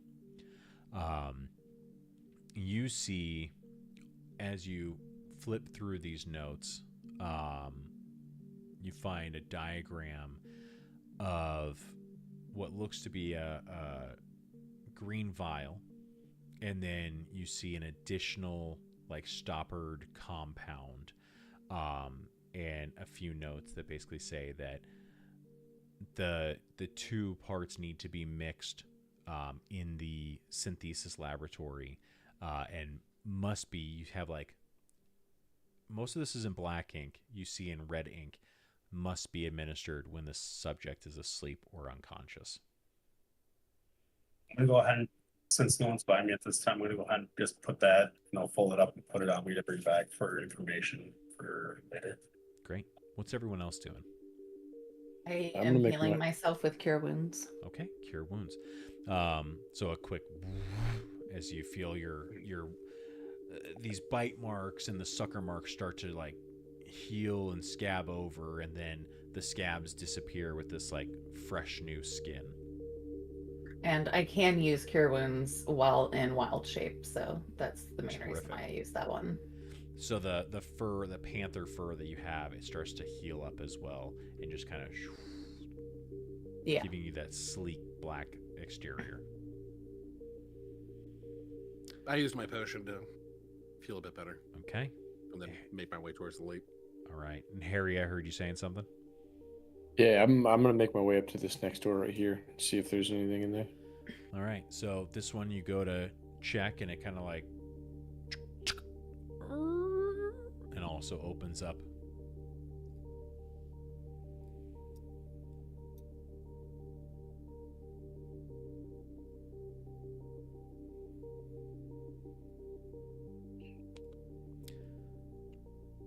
With this, you step in. And here you see two tables.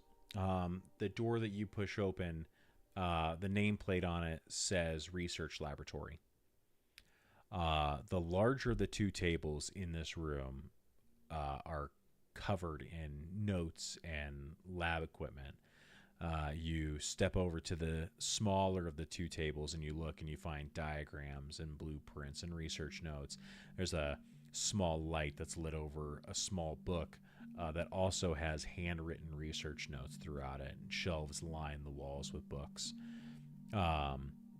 As you look closer, give me an investigation check on that book. Investigation.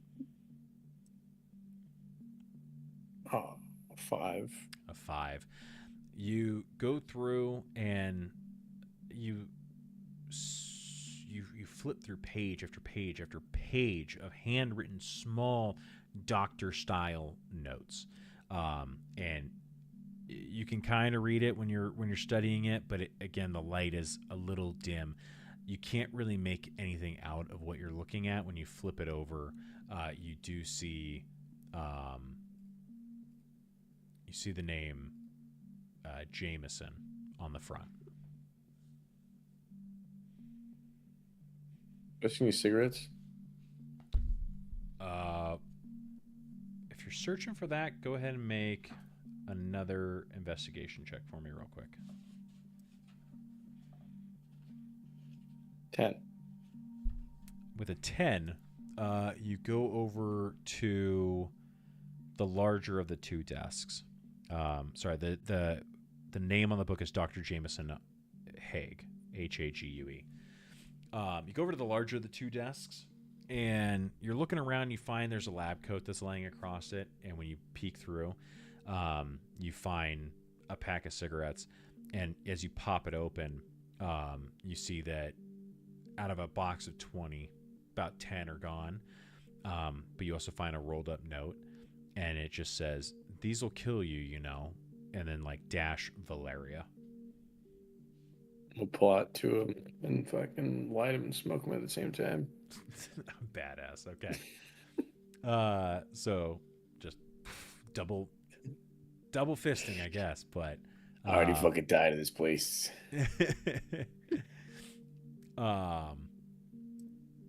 Great. So, Dick, what are we doing here?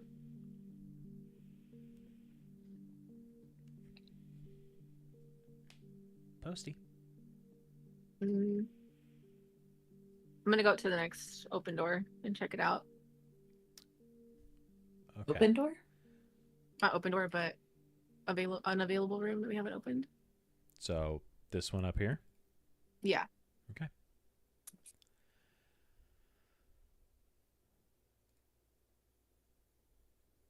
This one, as you walk up to it, you notice the door is already cracked slightly. I need a perception check from you.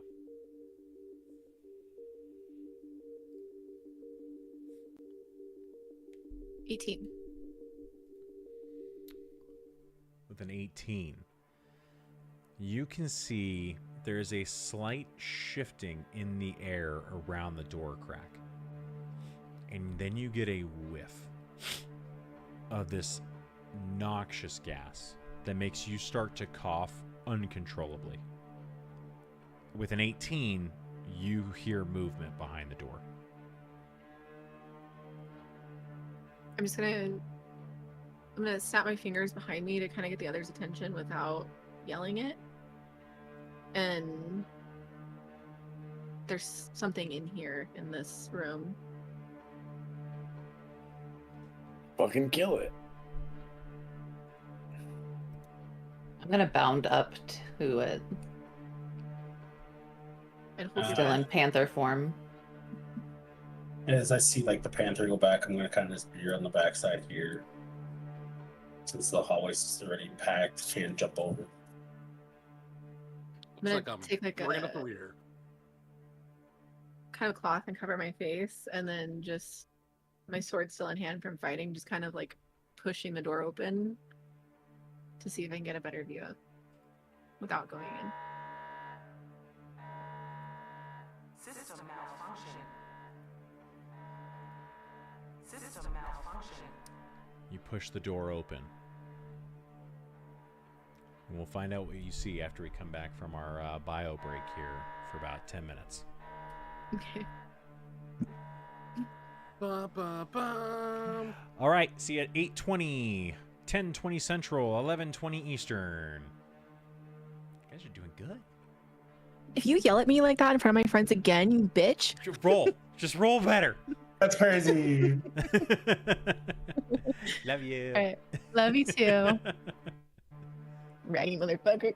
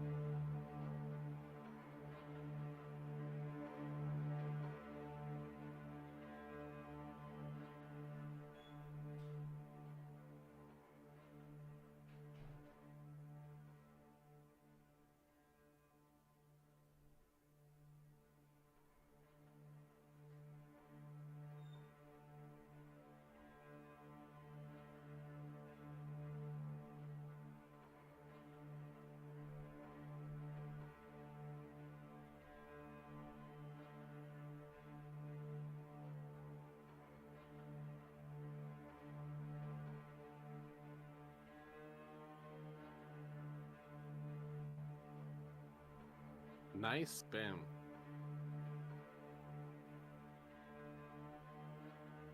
Thanks. And you didn't even fall over. There's not enough space to fall over. Ugh.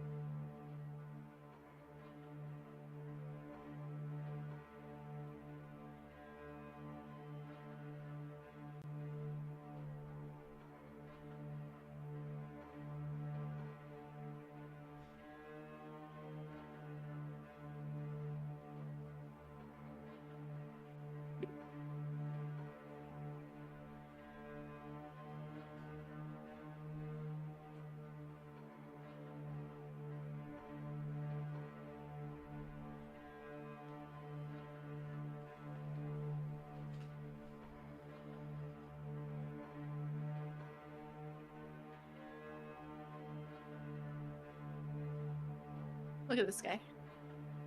Oh. So fucking big. Well, it's not only that, but they sarcophagus. Huge.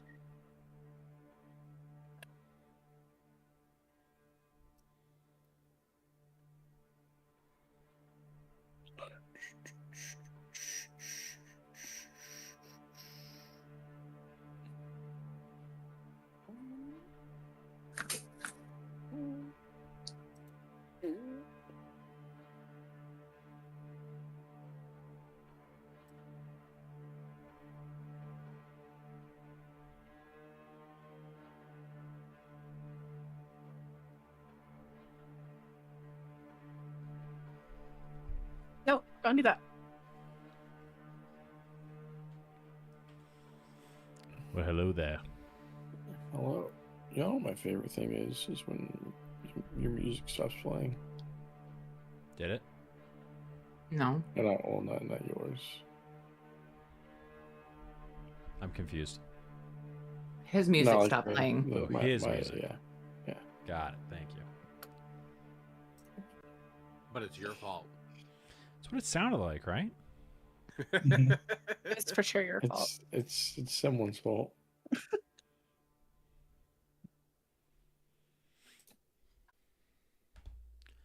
Waiting on one more? No, got Shane here. Just no camera. Okay. Oh, I forgot about that. Didn't want anybody to see my tits. Silly.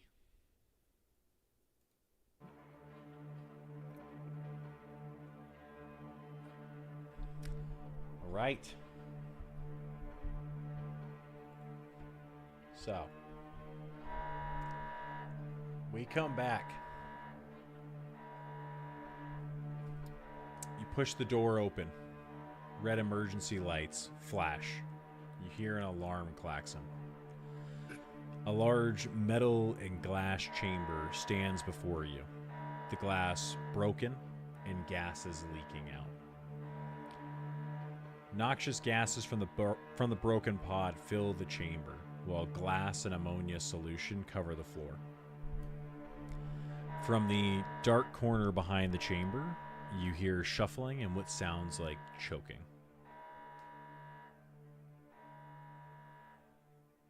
My kind of party.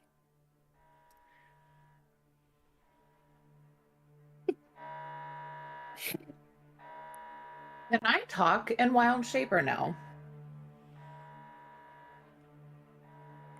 I think you can later. I'm just going to say for the purposes of the one shot, and I may be wrong and I don't care. Sure. I think we just close this door and move on. Or hear me out. We go in.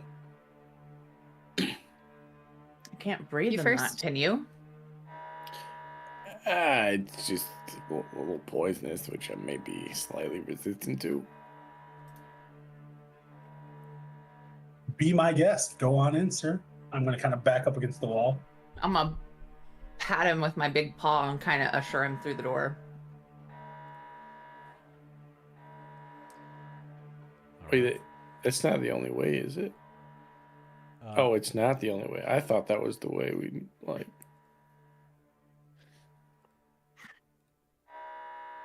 We'll go through the other doors first. As you go to leave from behind the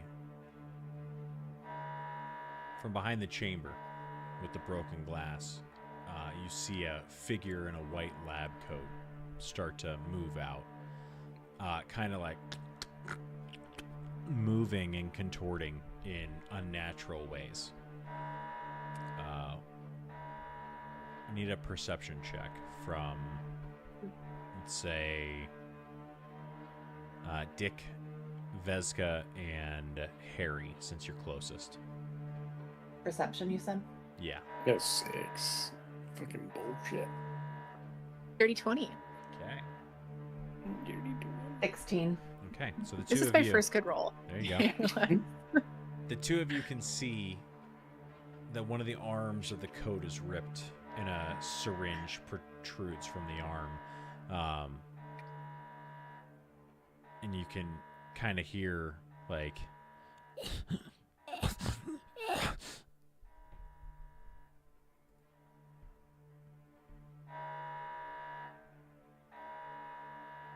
Well, If I shoot it? Put him out of his misery.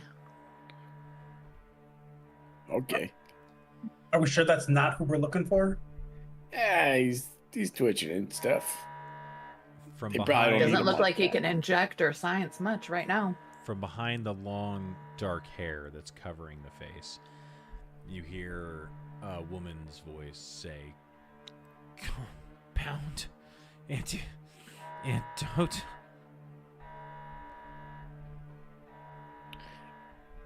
I don't know what antos are. compound antidote. She looks. The head kind of snaps towards you as the rest of her kind of. Do you have the antidote? Yeah, I've got the antidote. I was gonna say the same. I'm gonna take my crossbow and aim it.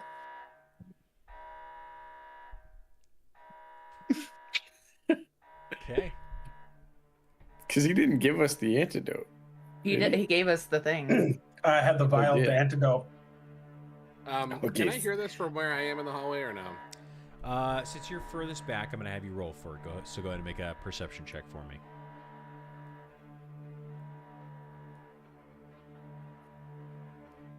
14. With a 14, you can hear voices coming from the room.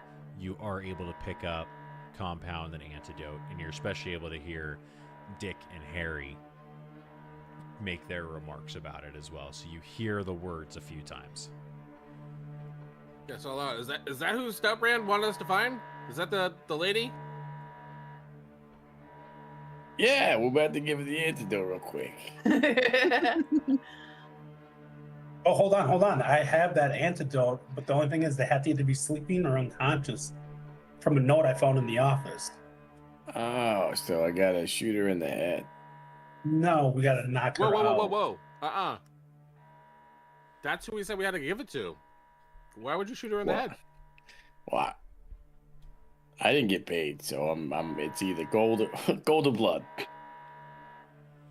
But we need her to be able to get the antidote to, I think it was James was his name. Jameson. I'm gonna cast command again Okay. and just fall asleep. Okay. What is the save on that? It's a wisdom 14.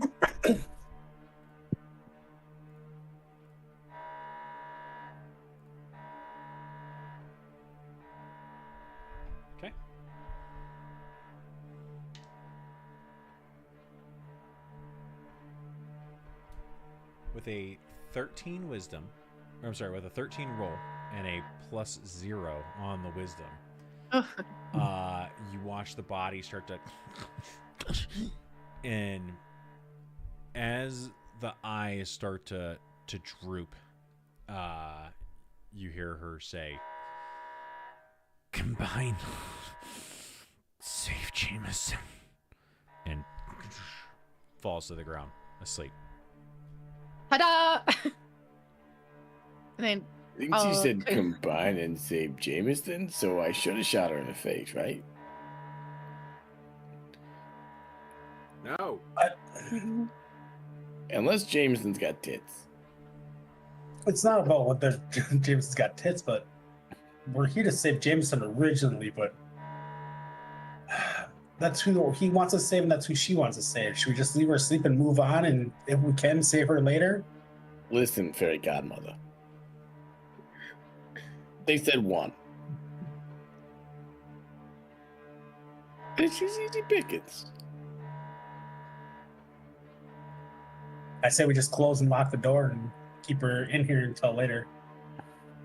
Stout Brand said to get her the last of the compound to make the antidote. Yeah, she said combine and give it to Jameson. Combined with what? I don't fucking know. She's asleep.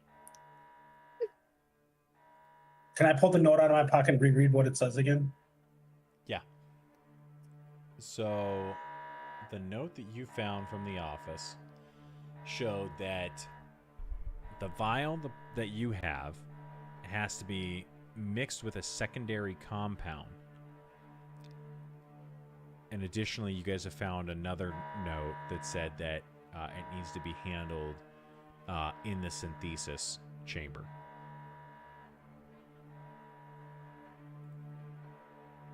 The synthesis laboratory. And what is the number 5? I don't see that on the list. What is this, the synthesis laboratory that we're at? Do we know that? Oh, I'm sorry. That is, you can tell it. The door, the nameplate on the door says experimentation chamber. All right. I personally say we move on, but we got to lock this door behind us and make sure she doesn't get out while she's sleeping. I don't know how long your spell cast is, but we need to move on to the right to asleep for another 8 hours. Or normal sleep. It doesn't have like a, I don't think, DM, correct me. I'm playing hard and fast with this. The sleep spell is what generally puts people to sleep. So you'll find out how long this lasts. All right. Okay. Do we tie her up or something? We can. You know, she's all like... Well, it's poisonous in there, and I can't go in there with the poisonous gases. Are you able to go tie her up? He's immune. Be our guest. Go. I don't have any rope. Okay. I'll just like close the door and lock it. There's no lock on the door. All right, guess we gotta kill her. Close the door. Yep. Close the door and moving on. All right. Close the door and move on.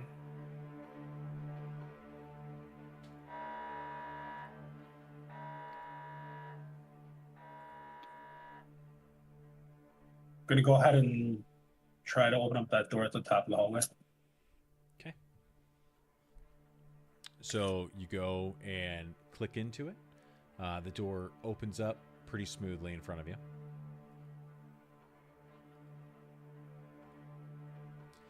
In here, you've got a room that has a few different control panels, a few switches. As you investigate through, you see a switch that says Synthesis Laboratory, a switch that says Experimentation Chamber. You also see a screen, like a readout, that says Cold Storage. And it shows basically a temperature gauge on it. And right now the temperature gauge is showing just very little heat inside of the cold storage room. You also see a couple of other dials that basically say like mix, synthesize, experiment. I think I found the room that we'll have to use to power up to mix in this vial with the antidote for you, James Jameson.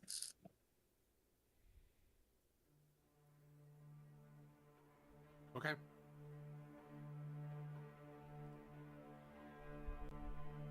Right, so do we go into the next one? Oh, work your way down the hallway. Do you see it down there? Anything down that hallway? Let me take a look. And I'll go around the corner and see what I can see through the darkness. Okay.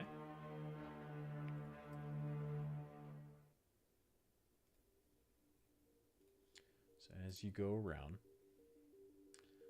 there is a room to your right, which is already open, and you see green lights coming out from it.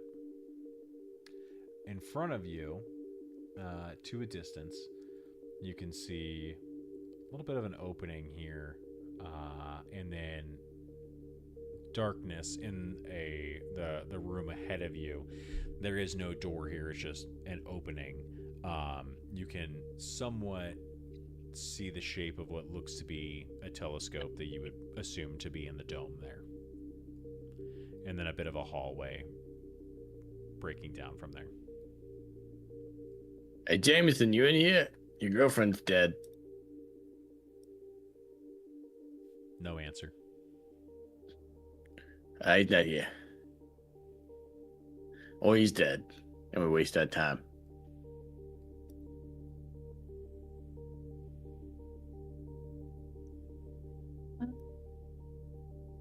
Probably just at least keep looking for her. Okay. Walk in. I'll walk up to this. See if I see anything. Okay. So looking inside, here,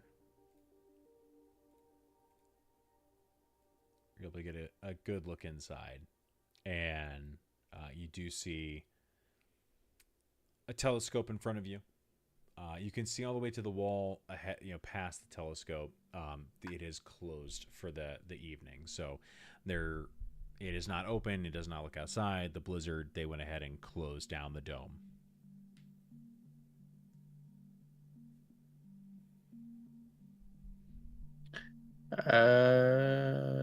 Anything of interest other than In this hallway, the telescope?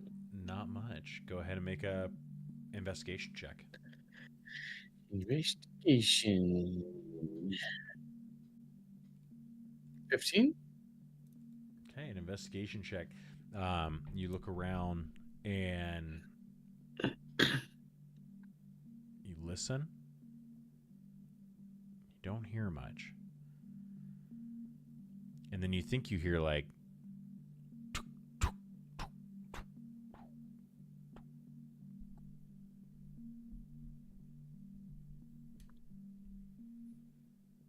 nothing else.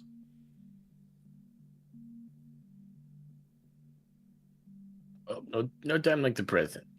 Walk up to the next door. Okay. This one, for anybody who's worked in food service before, you see a large steel door in front of you with a metal handle, cold storage written across the nameplate on the front.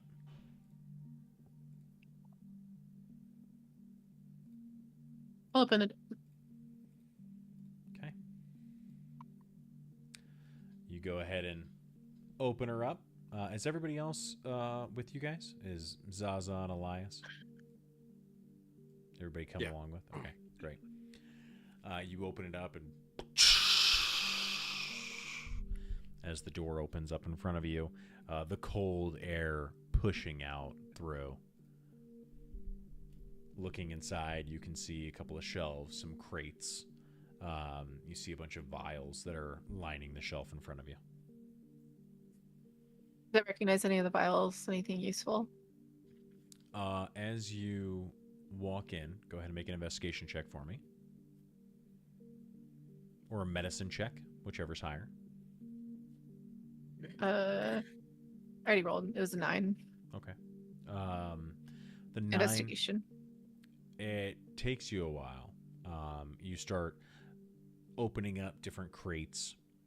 You start to move stuff around. You're looking at the vials, and everything's like right now is so frosty that you can't see anything on the name, on like the little labels that are across any vials. You go to open up a crate, and you like look over as you do, and you look at one of the labels on a bottle on the shelf, and you could swear that it says like COMP. And as you continue to open the crate, all of a sudden, 2 swarms of rats come pouring out of the box in front of you. I'm going to need everybody here in a minute to roll initiative for me. Let me unhide these guys. And we'll go ahead and end this. We will add that. All right. Let me see here. Move him. Move that. 23. Okay.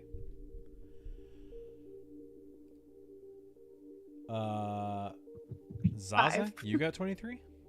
Yeah, 19 plus 4. Okay, Harry got it as well. I got 20. 20. I got a Nice. 23. Okay. Got 9. Harry and Zaza, what are your dexterities? Plus 4. Dexterity plus 4. Okay, I need rollies from the two of you. Go ahead and roll a d20. Highest wins.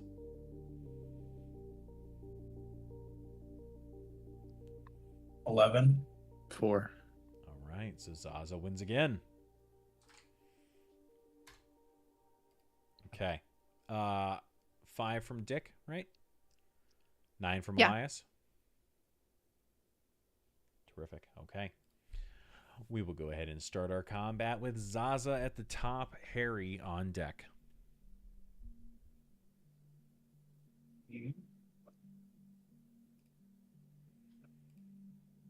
How tall is your character again, Dick? Like, 'cause I know Harry's short.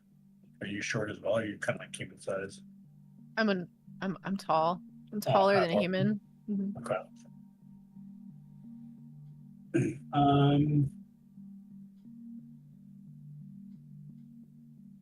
Is there space for me to shoot past Dick to get into the door? Like a spell? Dick was in here opening up boxes, so Okay, those okay. swarms jumped up around her. So yes, there is room. Okay, I'm gonna go ahead and cast Scorching Ray. Okay. I'm gonna put 2 of them on Swarm B and 1 on Swarm A. Okay, great. Go ahead and roll to attack.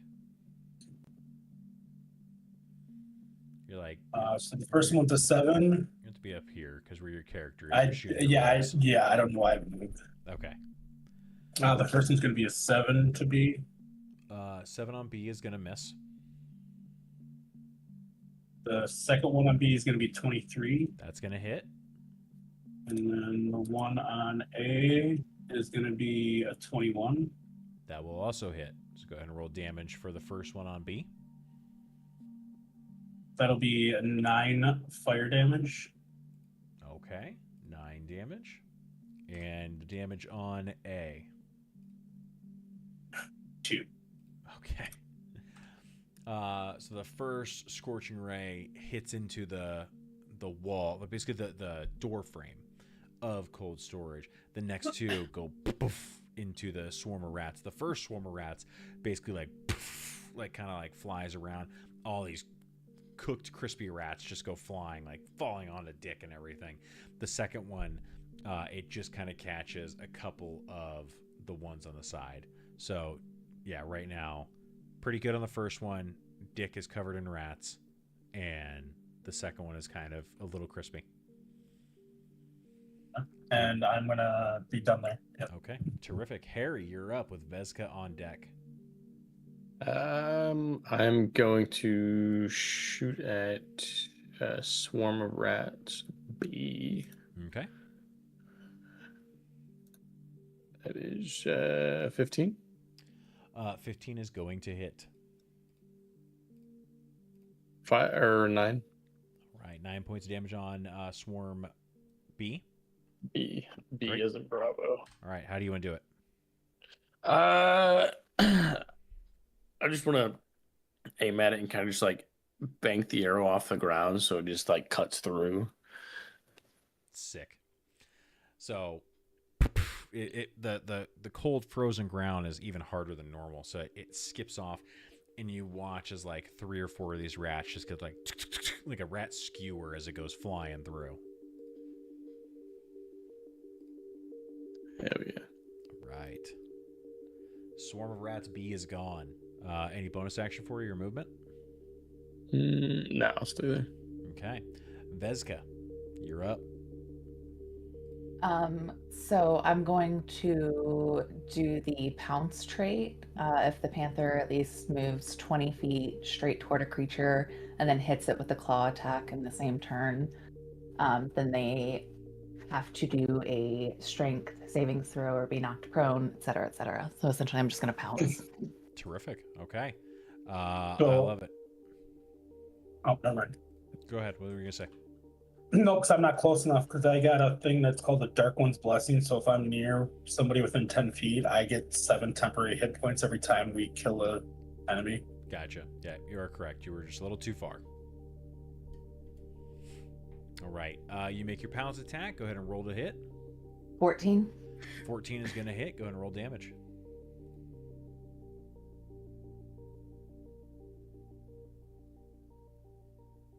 Ooh, that's 6, 7, 8 damage. Okay. 8 damage. Zaza, by the way, you were definitely within range of at least one of the Gricks that got killed in the last combat. So if you want to take that 7 for the Dark One's Blessing, go for it. Okay.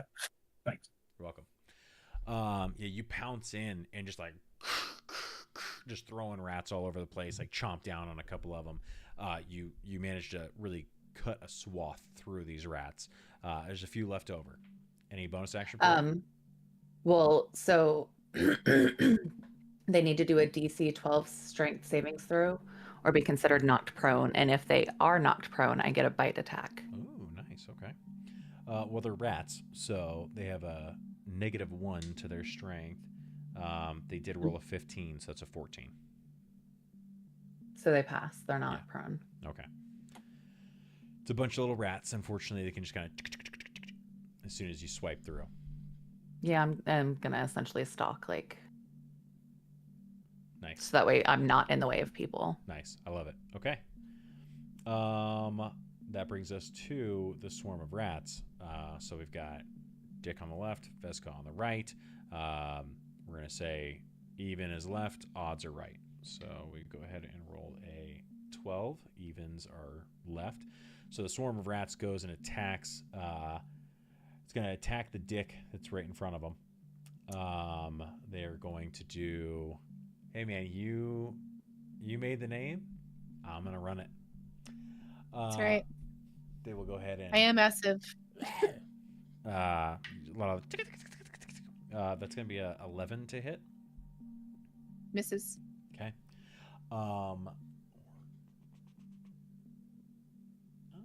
That's cool. I didn't know that was a thing. All right. Also,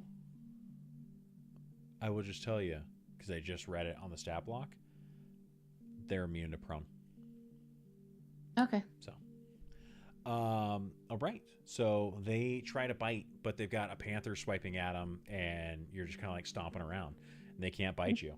So that takes us to Elias. Alrighty. Is there a spear? Is there a spear? No, a spot where I can get a good angle. On That'll that. work. Kind of fighting through. Natural one's gonna mess things up, but Well, happen. I'm gonna go ahead and cast Firebolt. okay, go for it. 24. That is just going to hit. Go ahead and roll damage. 9. 9. How do you want to do it? So I feel like the rats probably all kind of. I mean, they got a panther, they got an arrow flying through them, and just kind of like right over the top of Harry. Elias kind of like flourishes with his wand, and it's like, you see this kind of like mote of fire like come off the wand and like sail over Dick's head and just kind of land. As the rats are kind of like backing up against each other because they're they're getting attack team from both sides. You just see this kind of like right on their backs and just burn up. Perfect. You just, it's like all these little rat feet on their backs are just like turning into ash in front of you, and then quickly falling because it's so cold. Like, awesome. Okay. And with those gone, Dick, you're going to turn your attention back to that shelf and that bottle that you saw right before those rats jumped at you. You do see compound experimental on the label.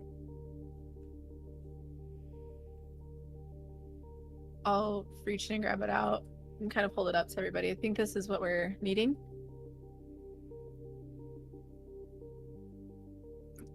That would be it. We Right, got to take it to the synthesis laboratory with what I have and get them to mix. I'll hand it. What do you have? Chlamydia? Somebody lock him in here. No, we had rats, and then I'm just gonna hand the vial over to Zaza. We'll take it and go into the synthesis laboratory. Okay. So, you grab the vial. Puppy. Tucker. You head into the synthesis laboratory. When you get in there, you see a couple of different machines that are set up. There are a couple of... There's one machine in particular that you notice. Go ahead and roll a medicine check for me.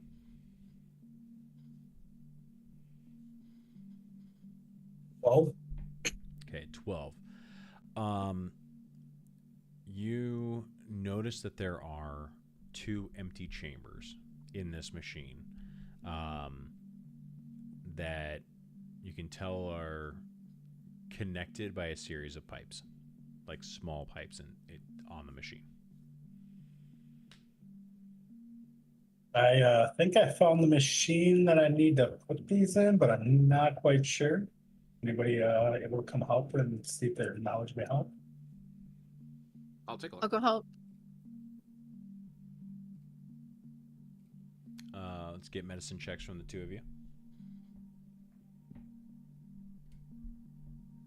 16. 5. Okay. The 5, you walk in and you look around and you're like, this isn't magic. This isn't magic. I don't know what this is. With a 16, you look around and confirm that the machine that has those 2 empty chambers in the piping, you notice a conduit line, basically like an electrical line that is running from the machine to the wall, and then you're able to follow that power box up a pipe that goes across the wall and through the wall towards the control center.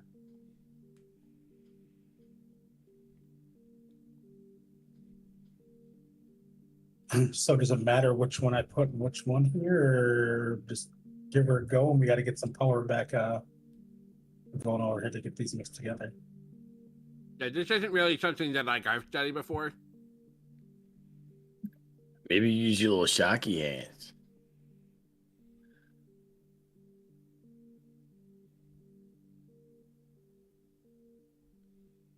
What do you think, Dick? Sure. gonna go ahead and hand her the vials. Like, well, I'll go to the control room and see what I can find out for how these things can turn on a mix. I'm gonna kind of walk my way over to the control room while she's seeing that she's connecting them. I'm gonna go in here and stalk around. I'm gonna like slowly kind of follow you behind Zaza because like I'm like I don't know what's going on. Is it this room I'm supposed to be in? Yes. Yeah. Okay.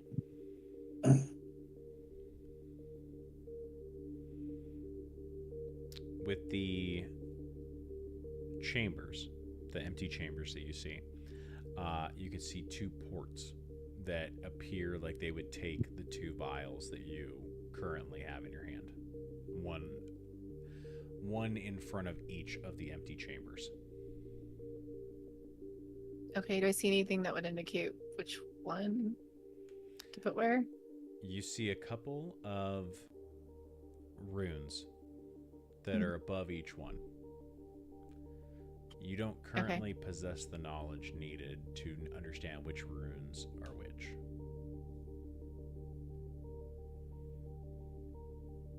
Look around the room and see if there's anything that would give me any indication of that. Gonna make an investigation check for me.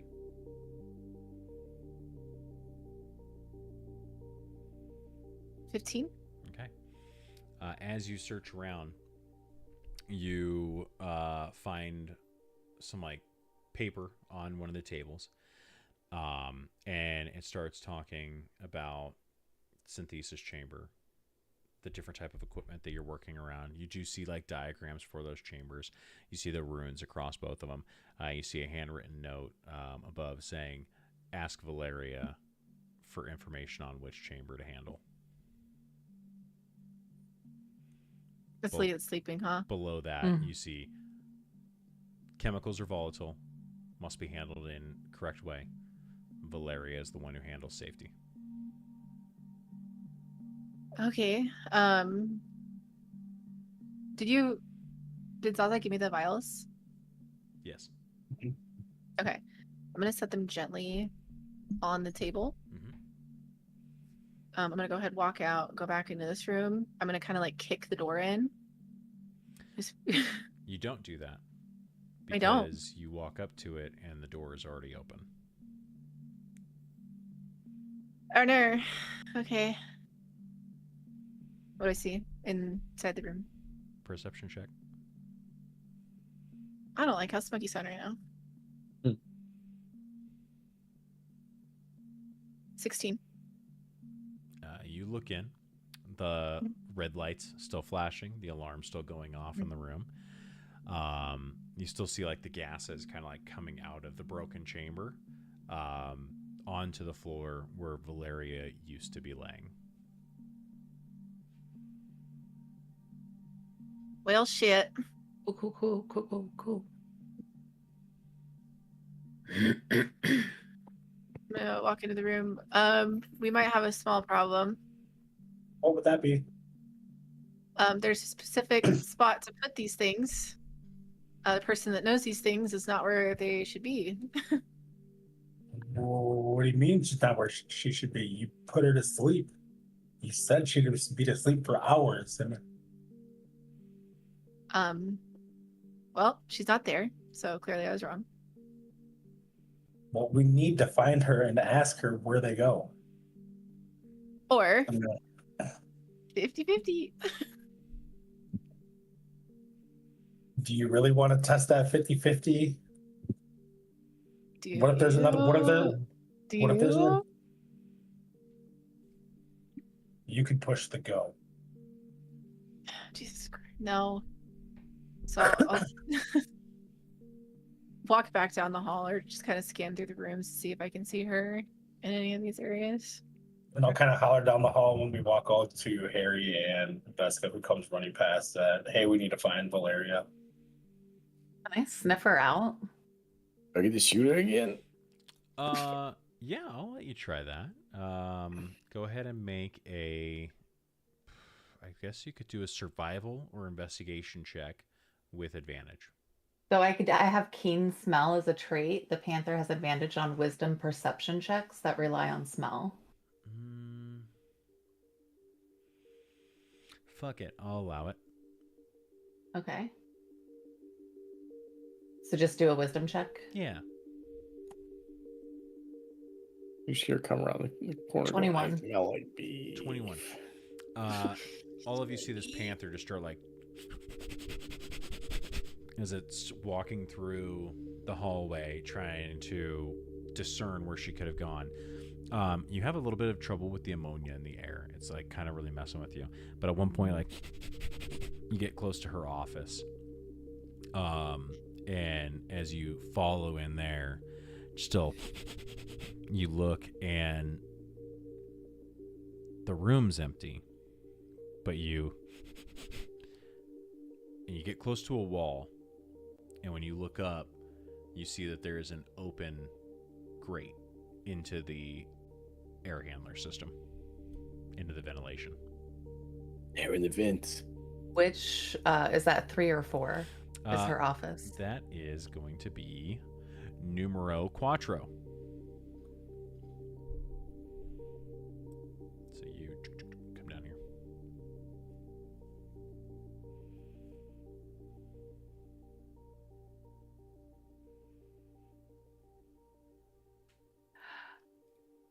Thank you, Double, for answering.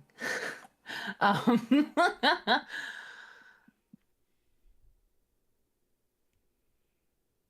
yeah, I'm gonna go up into the vents. Okay. Go ahead and make an athletics check for me. The DC is 15.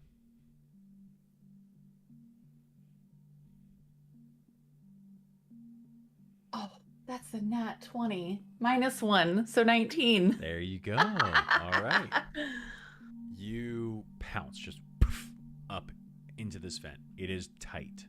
So you immediately have to kind of hunker down, and it's like a cat finding its way into a glass jar. It's just like, right, as you're trying to like push through. As you push forward, you see like a T intersection very quickly, right? Because it's close, and then you got the hallway intersections in front of you. And as you come through, right as you get to the intersection, you find a open book in front of you.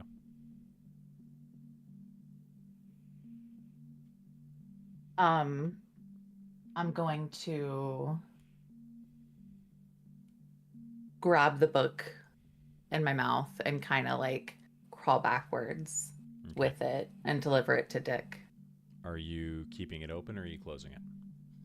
Keeping it open, like just as it's laid open, just kind of like where the bottom binding is, and just grab it and drag it back. Perfect. So you pull it out, keeping it open the whole time. You kind of like fall out of the thing, but manage to land with like feline grace, and take it over to Dick. So Dick takes your book.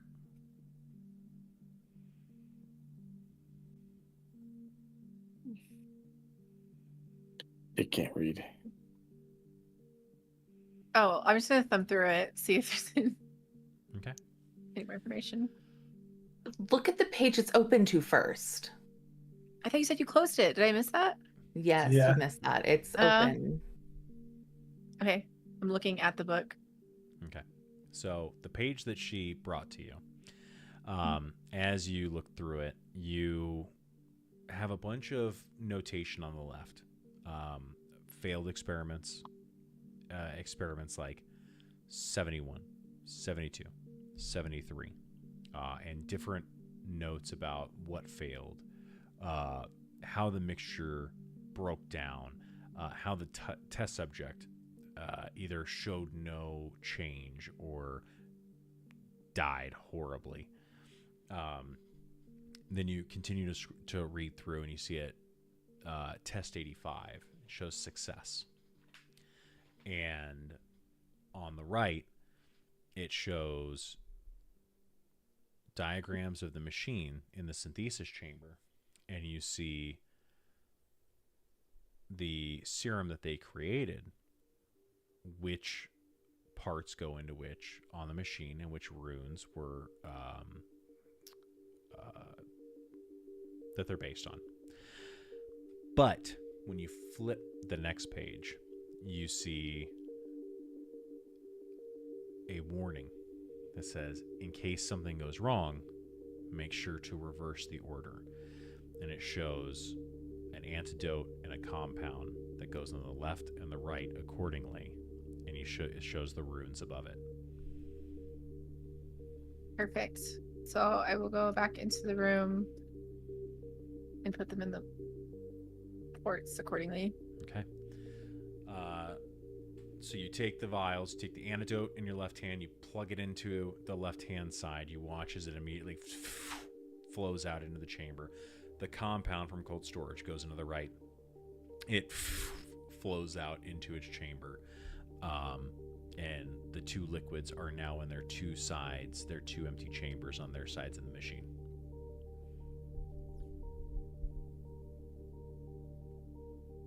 Is there anything else about the machine that I need to do anything with, or like to Make get it a started? Medicine check for me.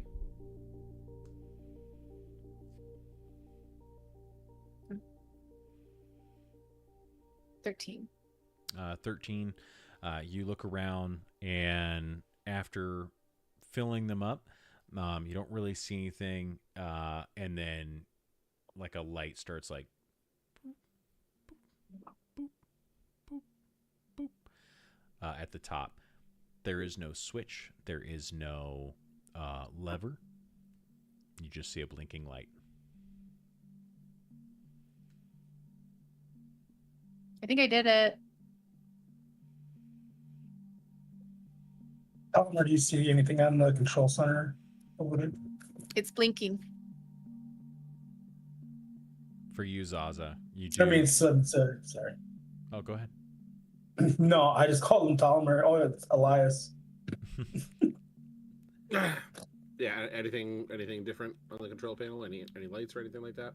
You do see a light starts blinking on the mix, the mix control panel. This one is next to a thumb switch. So I can flip a switch and it says mix. Give her a whirl. Have a switch. I'll flip the switch. Okay. You flip the switch over in the control room. The light goes from boom, boom, boom to a solid. You start to hear. Be cool if it did it. Super cool. Glad I prepped these. Lights start blinking across the panels in front of you. There you go. You start hearing processing. And then in the synthesis chamber, that light, that blinking boom, boom, boom, goes, turns solid red. And you hear the chambers that have the fluid in them go and empty out. They empty into one single chamber, and I can't remember what it's called, but like not a flange. Anyways, it just starts spinning. You see, and you watch the two compound and antidote go in at separate times into the processor, and it combines in a proper way, and it turns into a bluish, slightly glowing liquid. That liquid in that single chamber goes down as well and empties out, and then a small tray pops out of the bottom of the machine, and a vial of that blue liquid is in the tray in front of you.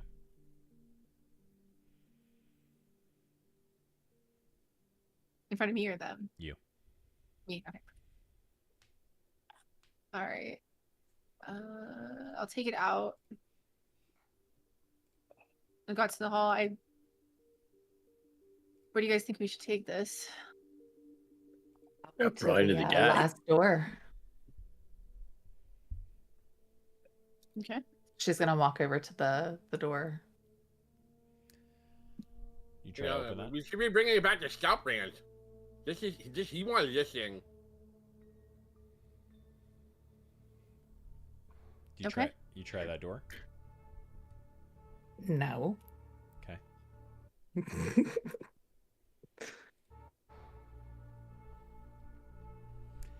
You hear a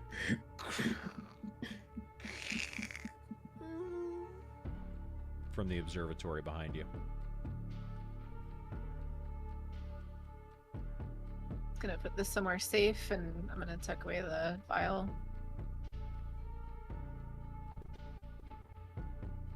Back away from the observatory towards Tope. Dick and Vezka. Both of you are in front of that observatory entrance. Go ahead and make a perception check for me. 8. 13. The 8, you look in and it's dark. You can't see a lot in there. The 13, also dark, but when you look in, you could swear that that eyepiece of the telescope in front of you, it almost looks like it's kind of bobbing up and down a little bit.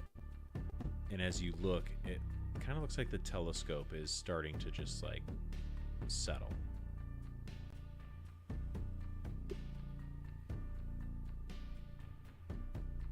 Hey, cast your light over here.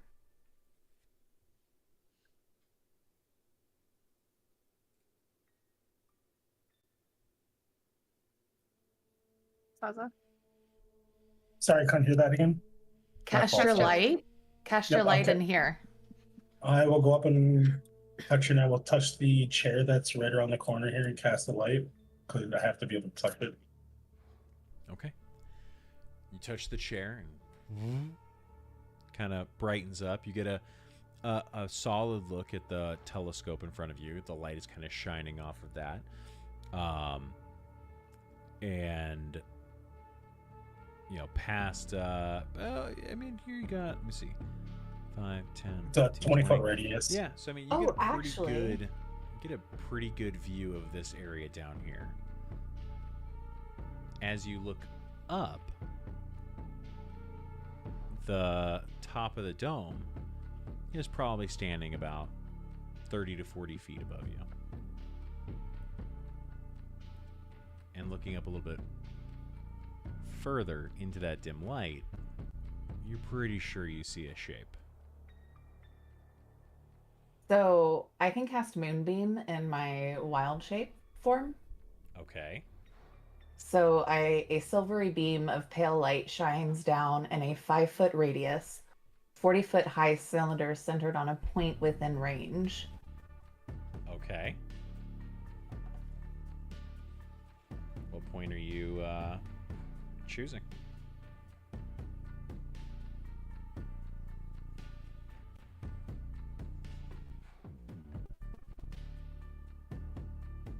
So,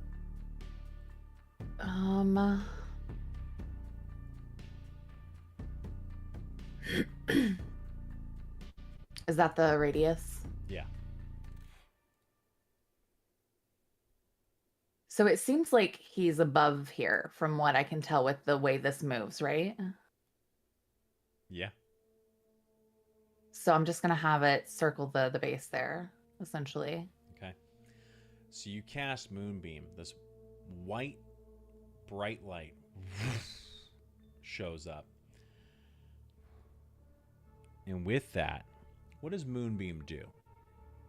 So any creature within radius has to do a Constitution saving throw of 14. Okay.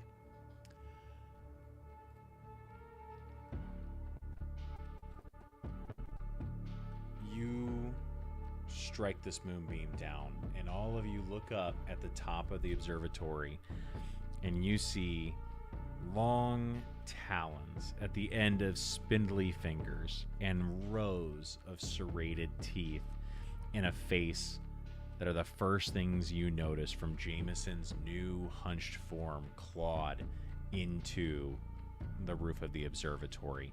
The moonbeam strikes him, and he kind of at you. His Constitution saving throw. That is going to be an 18. Okay, so he only takes half as much damage. Okay, go ahead and roll damage.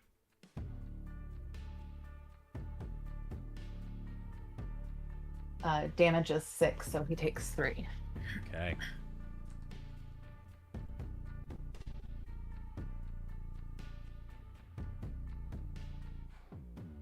Right. And with that, we're Hey guys, I found him. We are going to go ahead and roll for initiative again. So let me just go ahead and put this. Don't do it yet. Add everybody. Now, Harry, go you're a ahead. terrible listener. I clicked it before you said it.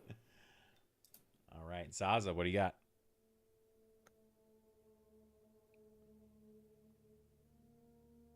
Nat 20 plus 4, 24. Incredible initiative out of you. 19. But my attack rolls suck half the time. All right. This large trollish figure swings down from the top of the rafter, from the top of the dome, slams down onto the telescope, and starts to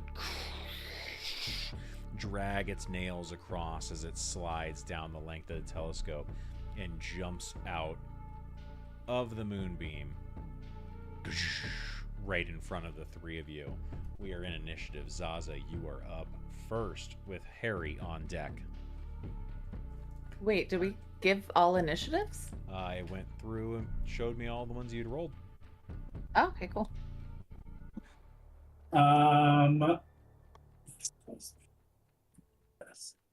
I'm going to cast a 15-foot cone of burning hands towards him since I'm so close to him. And he's going to have to do a dexterity saving throw of 13. Okay.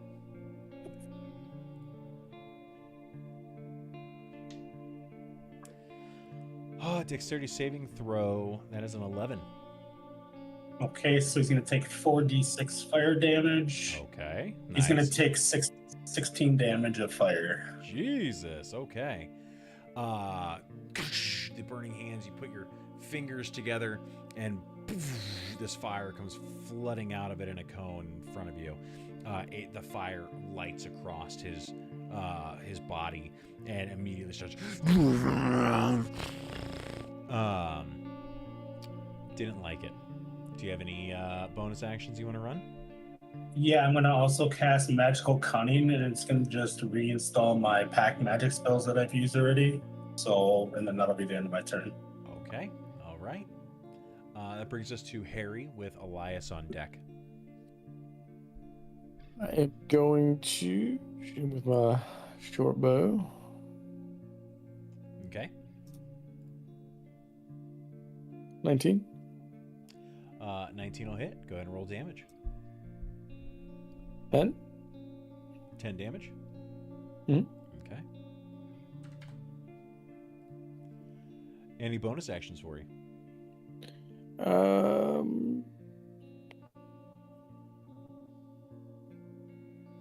No. Okay. All right. Elias, you are up with Dr. Jameson on deck. I going to missile. You're breaking up there a little bit, but it sounded like magic missile.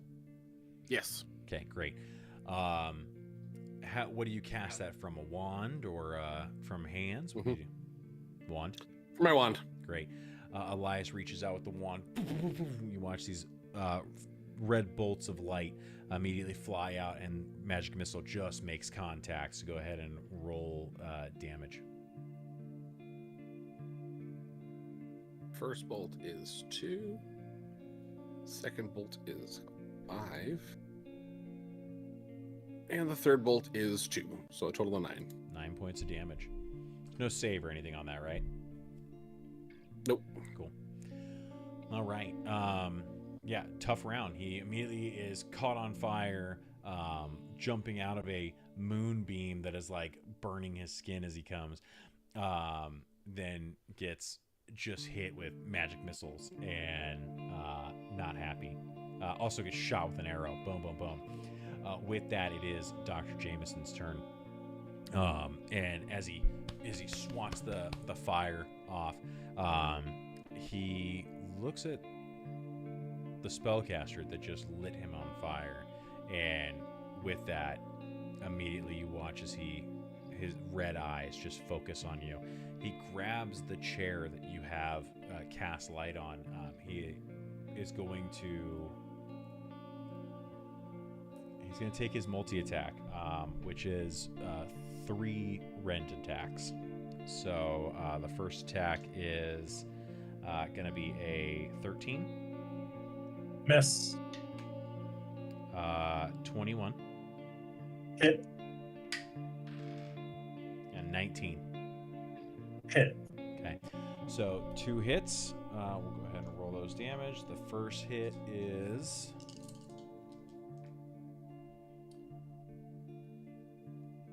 it's going to be 15 points of slashing damage.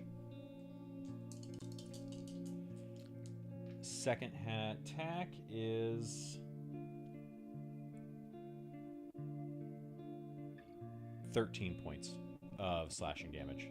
So that's a total of 28 points of damage. He takes the chair and smashes it against the wall. As you try to duck down, all he has is a chair leg left. He smashes back, slashing across your chest, and then hits you with the bottom of the chair leg across the head. Ow! I'm gonna kind of stumble back a little bit. Okay. All right. That is going to be the end of his turn. Vezka, you are up with Dick on deck.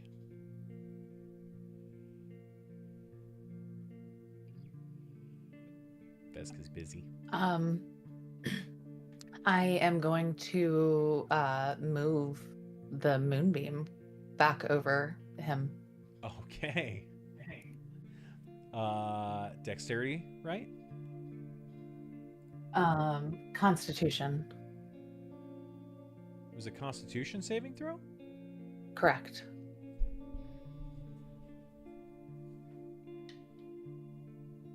Natural 1.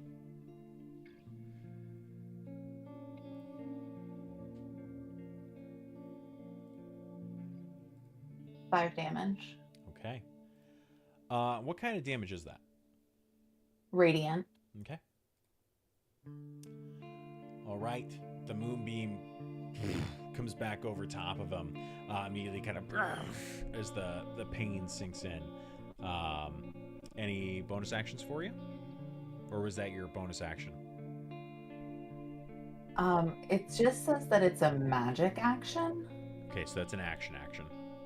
Yeah. Okay, any bonus action? Can I get by him without invoking an attack of opportunity?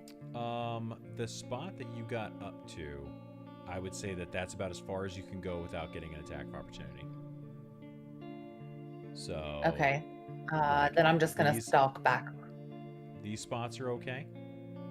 If you go back to here, you will get an attack because that goes into the 5 feet away. Here, you are still within 5 feet. So I am considered like within range. Like I'd have to disengage to not get an attack of opportunity. Yeah, you're in melee right here. So no attack, no attack, no attack.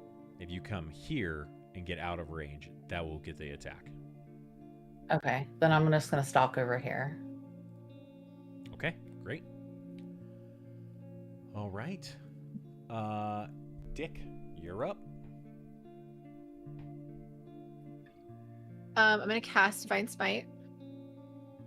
Okay. Think. Divine Smite is a reaction, I believe. Unless it's...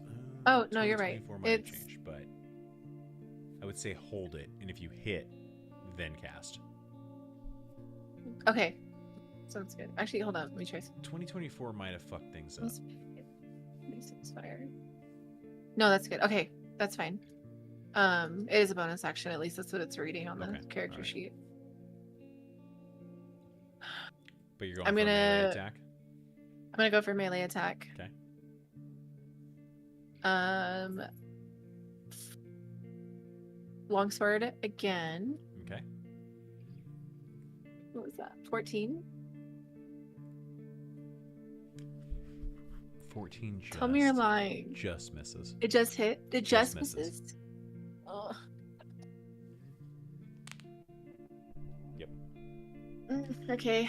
So you swing through and you connect, but this hide, this super soldier serum, it basically like and there's no damage.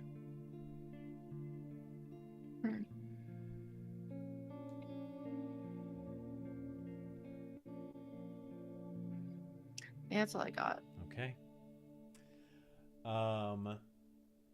Zaza, you're up with Harry on deck.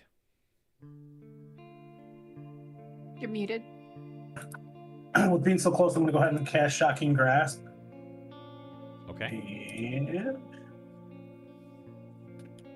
swear to God, my Shocking Grasp hates me tonight, and I want it because that means I can like leave and not get attack at top. It's a miss. Doesn't matter. All right. Again, whatever security system is in this building that is like stopping that electricity from happening, it works again. Basically, you hear like from the facility systems, and you feel that as it just kind of dissipates from your hands. All right. Any bonus action for you? Posty, just close it. Don't fucking turn it off. You're messing. Wait for 2 seconds. When you hit me last time, what was the damage to me? What was he hitting with? It was a rend attack, and I think Okay. he did 18 or 19 points of damage. No, Right, I got 28. that all in. Yeah, I got all that in. I was just because I got a reaction for absorb elements if he's using any elements. So if he doesn't attack with element, I gain. So okay, Gotcha. Nope, No, we're good then. unfortunately not. good to go there.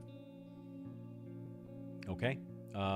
Harry, you're up with Elias on deck. I just realized that I should be my character. I'm gonna put him right here, and I'm going to do another bow attack. Okay. Roll to hit. 21, Yeah, that'll hit. Roll damage. 5, Okay. 5. 5. All right. So boop boop boop. Do that. All right. Perfect. Any bonus actions for you? No, sir. Okay. Just gotta check one thing here. Sorry.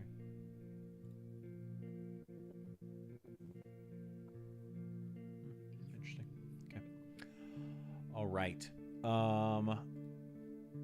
So that then brings us to where's my screen?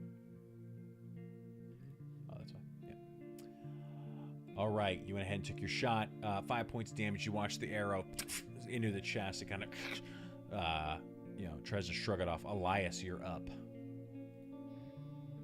I'm gonna yell out, like while preparing my wand to cast a spell. It's like, are we supposed to give him this thing? He's supposed to Yes. be knocked out. We're working on that.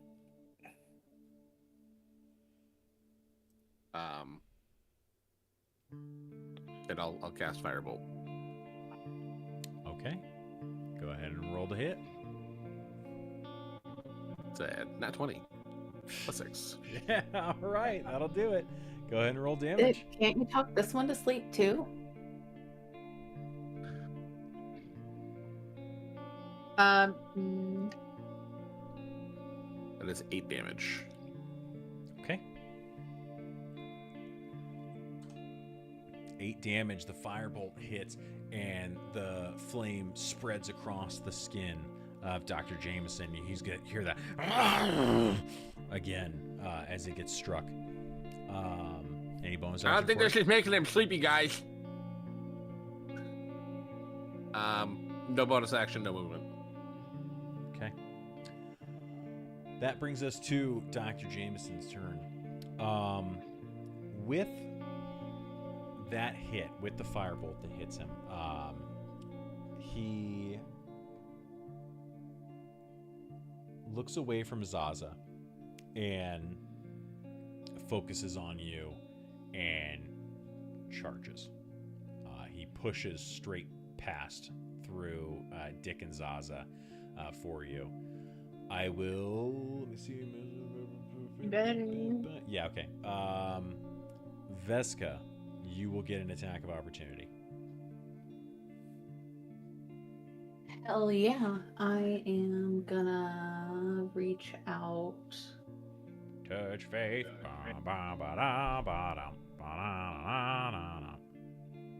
Would we not get one too because he ran through us? No, you're lucky you're still standing. I don't feel very grateful right now.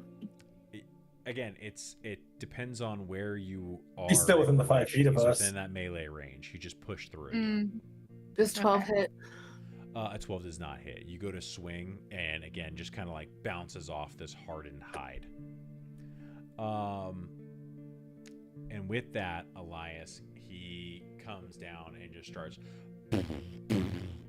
hammer fisting at you 3 times. First one is going to be... Where's the plus on this? It's a 19 on the first one. That's definitely gonna leave a mark. It's a nat 20 on the second one. It's been nice, guys. Bye. It's 21 on the third. Yep. Okay. First one, regular damage. How do you want to do this? First one is 10 points of damage. Ow. Second one is the critical.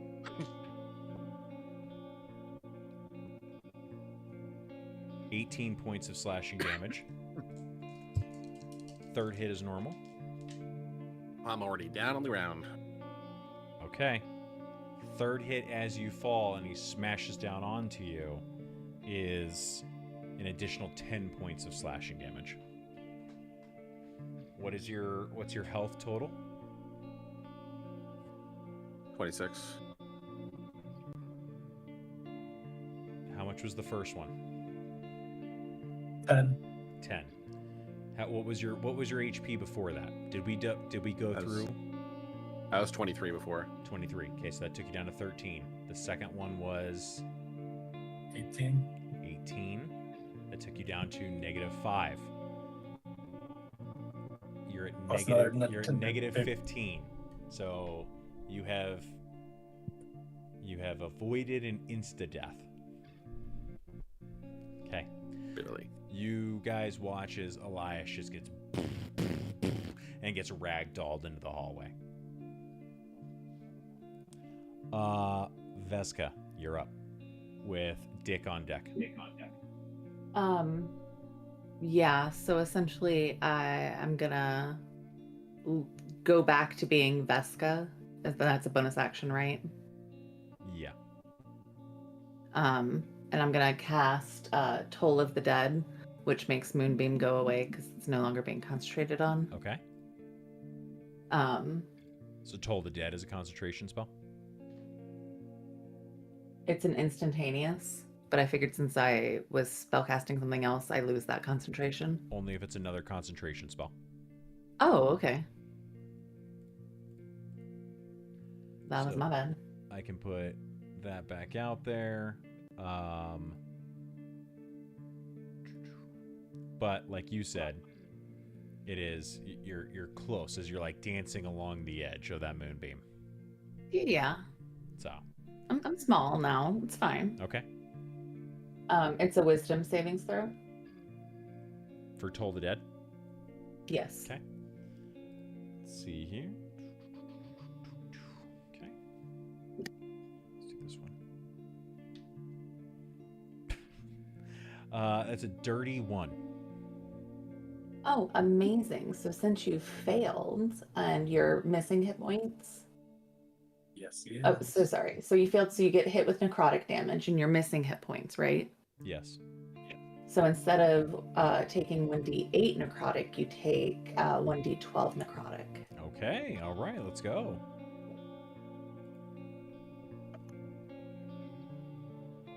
And that's going to be 6 necrotic damage. Okay, 6 necrotic. Jameson, as he's smashing down, all of a sudden he hears this boom inside of his head, and it rocks him for a second. And like almost looks to Elias like, did he hit him so hard that he just reverberated his soul into his brain? And Yes. kind of like looks around, definitely trying to figure out where that came from. All right, so that's your action, your bonus action, your movement. Okay. Then Dick, you're up. I am going to run up behind and try to stab him in the back. Okay. For the love of God, please hit. It hits. No, I'm gonna give you don't yell. DM inspiration. Advantage? I'm gonna tell you. Hell yeah. Okay. I'm gonna tell you to go find a real fucking dice. Okay. And that one. I'm not even kidding. It's a 6. Okay. The dice gods have spoken. You hit him in the back, and it doesn't do anything, and you're just kind of like, it's like you guys, for all of you behind you, just hear like clang, clang, clang, clang as she throws her sword.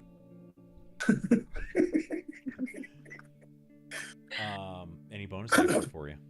Yes. Would I be able to make it to, probably not, to Elias safely at all to touch him?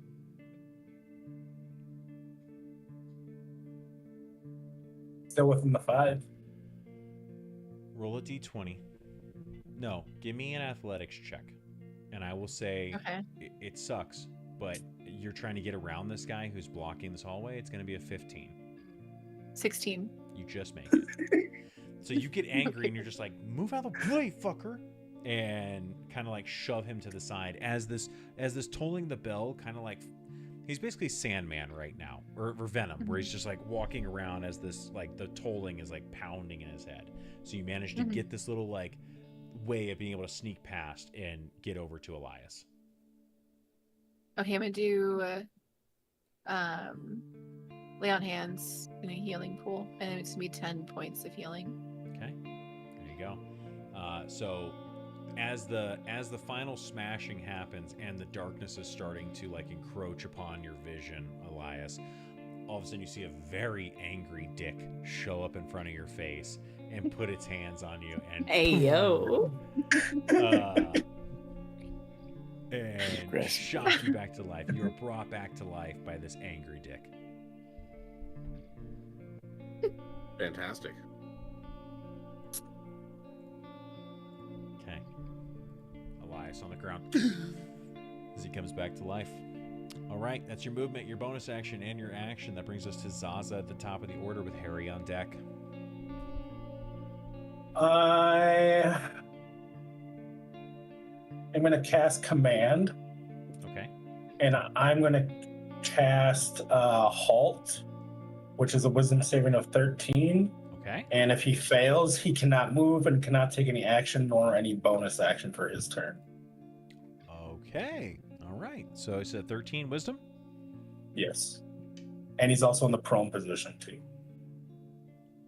Prone. Okay. Yes.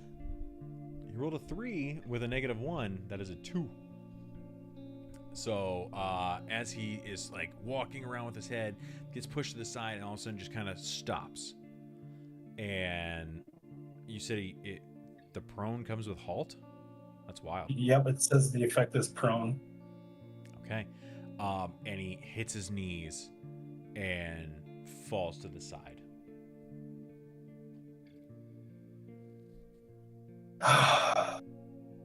Well, I was a little bit worried. Can we try getting a vial in him, whoever has it?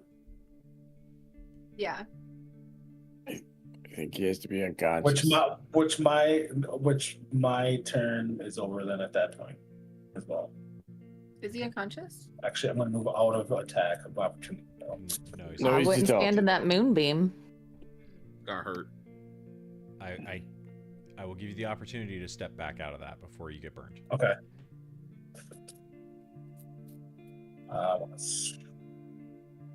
Okay. All right. So he hits the ground and looks at you, at everyone there, and is, right now we're waiting to see. So you said that's it. You're doing the command, and then that's it. Yep, that's it. That's all I can do. Yep. Okay, Harry, you're up. Get a fucking arrow inside his skull. Okay. You have two different parts of disadvantage here. One, he's prone. You know what? I'm gonna say because he's such a big bitch that no, the rules is written prone is disadvantage on a ranged weapon. So go ahead and shoot. Disadvantage. With advantage or at disadvantage?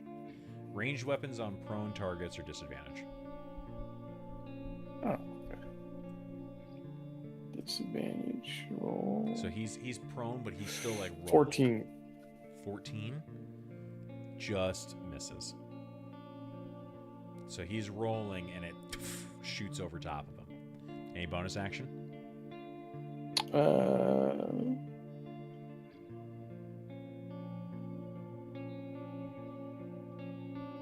No. Okay. Elias. Oh, wait. Plug into life, baby. Harry, you said wait. Am I waiting or not?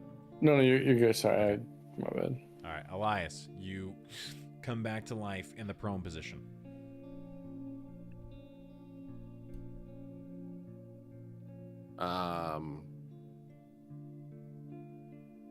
I am going to bonus action Misty Step. The fuck out of that situation. Okay, all right. So you guys watch as Elias wakes up, look around, disappear. And then reappears down the hallway. And then I will cast Firebolt.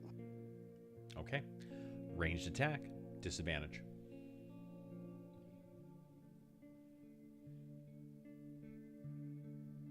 Oops.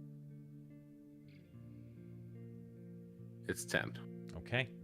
The firebolt, you still have Dick in your way as she's standing there. The firebolt, like, right over Dr. Jameson. Hits against the wall on the side, fizzles out. I got dicked over on that one. Yep. Action, bonus action. Any other movement? No. Okay. All right. With that, we come to Dr. Jameson's turn. We are in the command of Halt. Does he have to try to remake the save every time? Nope, he's just stuck in that for one turn until his next turn comes up, and then he's out of that prone and halt. Then the command ends. So it says for the spell, just says for halt, on its turn, the target does not move and takes no action or bonus action. And at a higher level than 1, I can affect an additional creature, but there's just the 1, so that's it.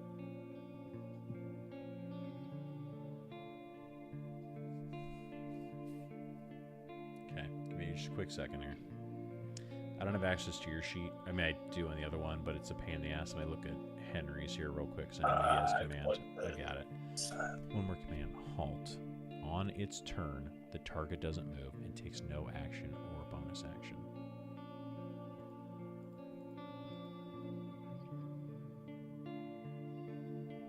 And then in my list it says effect is prone. Okay, so one turn of command, it drops. Yep, just Okay, so he continues to just kind of roll prone on the ground. What you do notice, because this is not an action or bonus action, some of the charred skin, some of the wounds that have been affected onto him, you watch as they start to stitch together and close while he's rolling on the ground. Veska, you're up with Dick on deck. As I see him essentially like healing, like his skin coming back together. I'm gonna do produce flame. I'm gonna cast produce flame Okay. and throw the firebolt at him, essentially. Like, So little, like a mini firebolt, like pops out of your Yeah. hand on top of him. 14 to hit. Just misses. Basically, it hits his skin, and this time kind of like just dissipates into steam.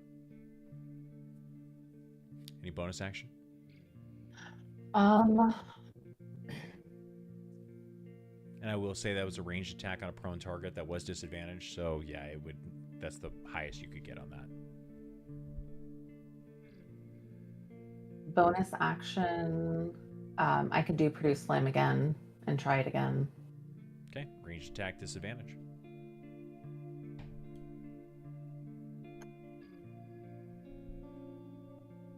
Um, 16. 16 hits. Go ahead and roll damage.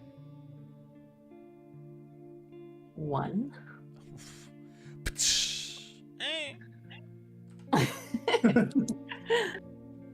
Okay, but you see the fire start to lick across the skin again. Any movement? No, I'm pretty comfortable staying next to my pet moonbeam here. All right. Dick, you're standing in front of a prone troll, a prone enemy with a melee attack you have advantage on. I have advantage? Yes. Thank God. Okay.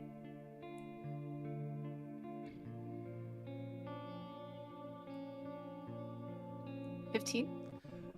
With advantage. It just hits. It hits. Finally. It hits. Yay. You strike down with a righteous fury and slash into its skin. Roll for damage. Roll for damage. What's the difference between why do I have a D8 and a D10 option? Are you using a shield right now? No. Okay, if you don't have a shield equipped, then I will say that you are using it two-handed. It's a versatile weapon.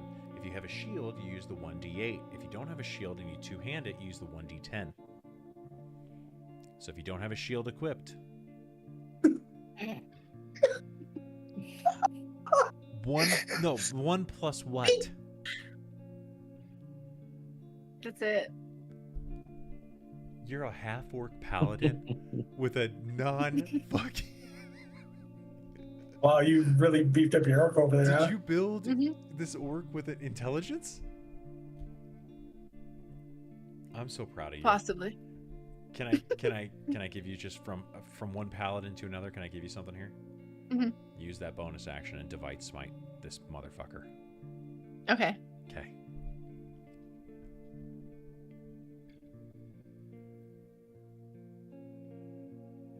Okay.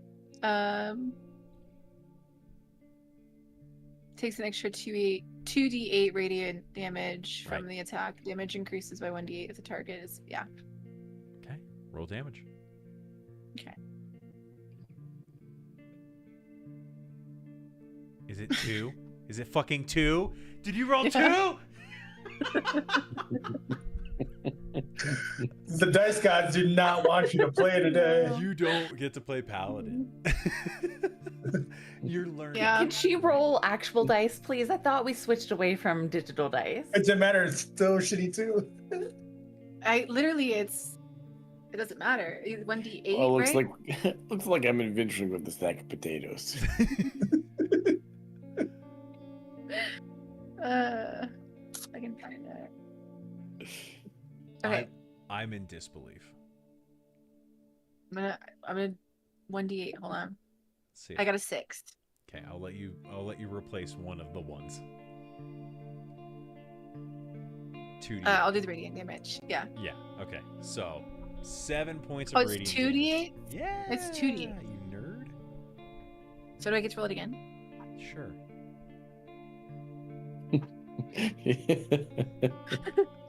4. Okay, that's 10 points of radiant damage. I'll take it. All right, 10 points plus the 1 from the greatsword. So 11 damage. You don't have a plus modifier on your greatsword? It's not like I literally made D1 this in 5. I guess so. All right. Cool. Somewhat righteous fury. You're a little tired, and so it's like bonk. But then as you hit it, your sword goes bright gold, and you watch this holy energy just bonk right into its head. So it's just like, bitch. It's like holy water. Yeah. All right. Any movement for you? No. Okay. Zaza, you're up. Harry, you're I'm on gonna- deck. I'm gonna go ahead and cast Burning Hands, which is a Dexterity saving throw of 13. Okay, he automatically fails. He's prone and Okay. can't move or make anything. So Okay, so he's gonna take 4d6 fire damage, terrific. Go ahead. which is 17 fire damage. 17 fire damage. Not looking good. The fire licks across his entire body. Crispy, you hear him like as the pain really sets in. Not looking good. Bonus action or movement. Nope, because there I am. Harry, you're up. It's an arrow to the face. Arrow to the face. Roll with disadvantage.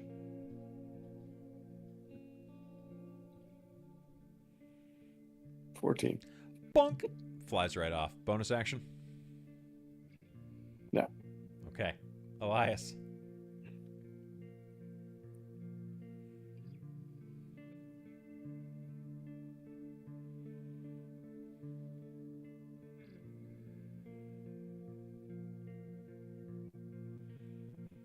I will cast Firebolt again. Okay. Roll to hit. Range attack. Disadvantage.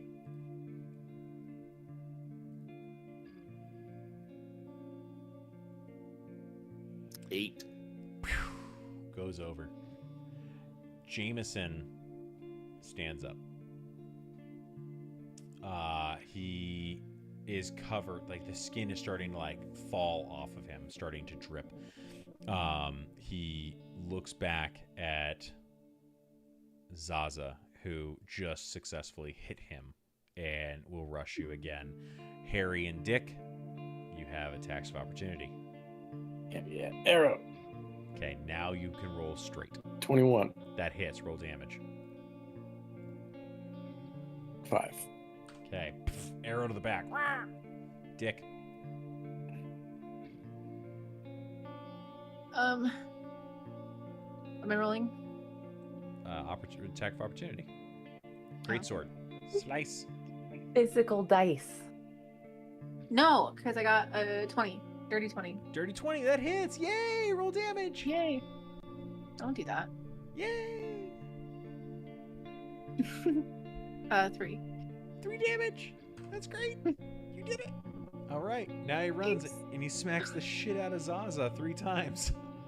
Plus 7. So let's see. First one, that's a 26. Second one's a 14. Third one is an 18. Yes, no, yes. Okay. It's going to be 10 for the first one. And terrible. 6 for the second or the third one. That's gonna put me in death saving throws by -2. Zaza falls. All right. That's his turn. Veska, you're up.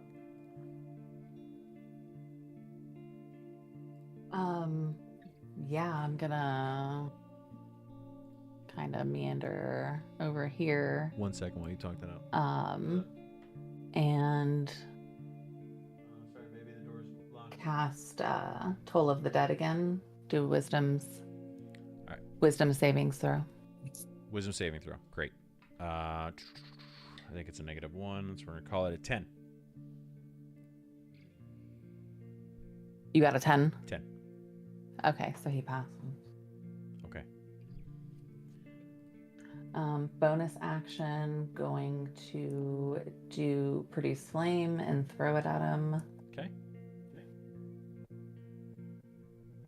Just kidding. That was an 8 to hit. Yep. It lands on like Zaza's face as he's falling. Like. All right. That's my turn. Okay. That puts us to Dick. Okay.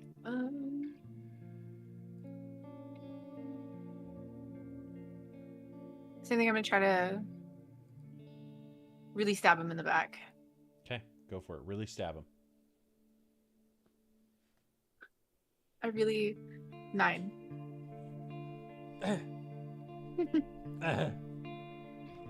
Just doesn't have it. Doesn't have it today. That's all right. Bonus action.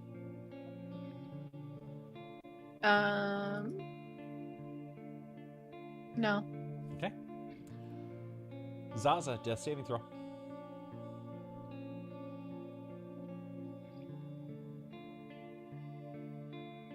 Yay, 13. 13. That is one success. Harry, you're up. Go attack. Okay. 10 misses. Bonus action. Nothing.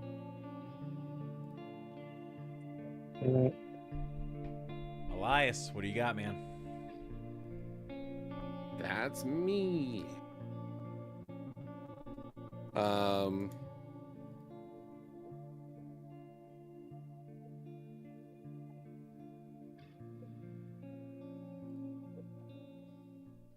Well, he's up now, so I'm gonna go ahead and cast Firebolt at him again. Great. Roll to hit.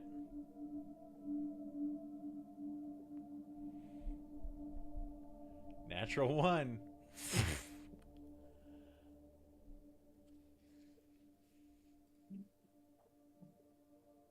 I don't need to do anything else. I'm good. Okay. That puts us up to Dr. Jameson. He turns and he's been shot in the back multiple times by arrows. And he's going to rush Harry and take 3 rend attacks. That is going to be an 18, natural 1, and a 14. What was that? 1 or 2 of them? 2. 2 of them. Okay. First one is 12 points of damage. The second one is 10 points of damage.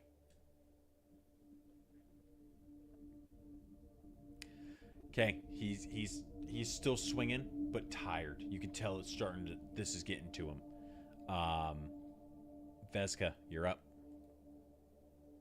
Does moving where he did, does that provoke an attack of opportunity for me? No, because he moved into your range. Okay.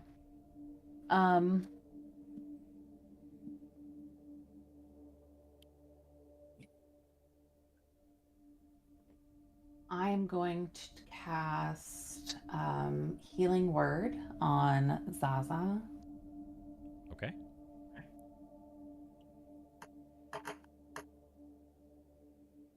$15. Nice. So she speaks these healing words, and again, as that blackness starts to like close off your vision, all of a sudden you come back and you feel that life come into your chest. And then for my bonus action, I'm going to emit a draconic cry. Okay. And it grants advantage on all attack rolls for me and my allies until the start of my next turn. Terrific. Okay. Any movement? If I do, he gets an attack of opportunity, right? Yeah. Yeah, so I think I'm just gonna say he's not looking at me, so I think I'm just gonna chill right where I'm at. Sweet. Okay. That brings us to Dick. You've got advantage on attack rolls. Okay. 15. That just hits. Okay, beautiful. And 1d8? No, wait. 1d10 with if you're two-handing. So no. I wanna switch it first. Okay. I wanna use my short bow. Okay. Don't forget you have advantage. Yeah, I already got right. Okay. Oh, so double for that too. You can roll 2 d20s and take the higher. Okay, I understand that. I did that, but am I taking advantage on the hit as well? No. Okay. So short bow, 26. 1. Okay. If you still have the spell slots, you can do another Divine Smite. I don't have any more spell slots. Okay.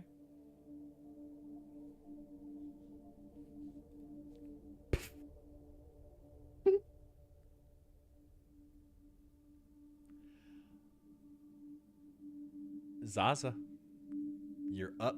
On your back? I'm going to kind of just sneak up just behind him, and I'm going to do a chill touch on him. Okay. Or actually, hold on, wait, no.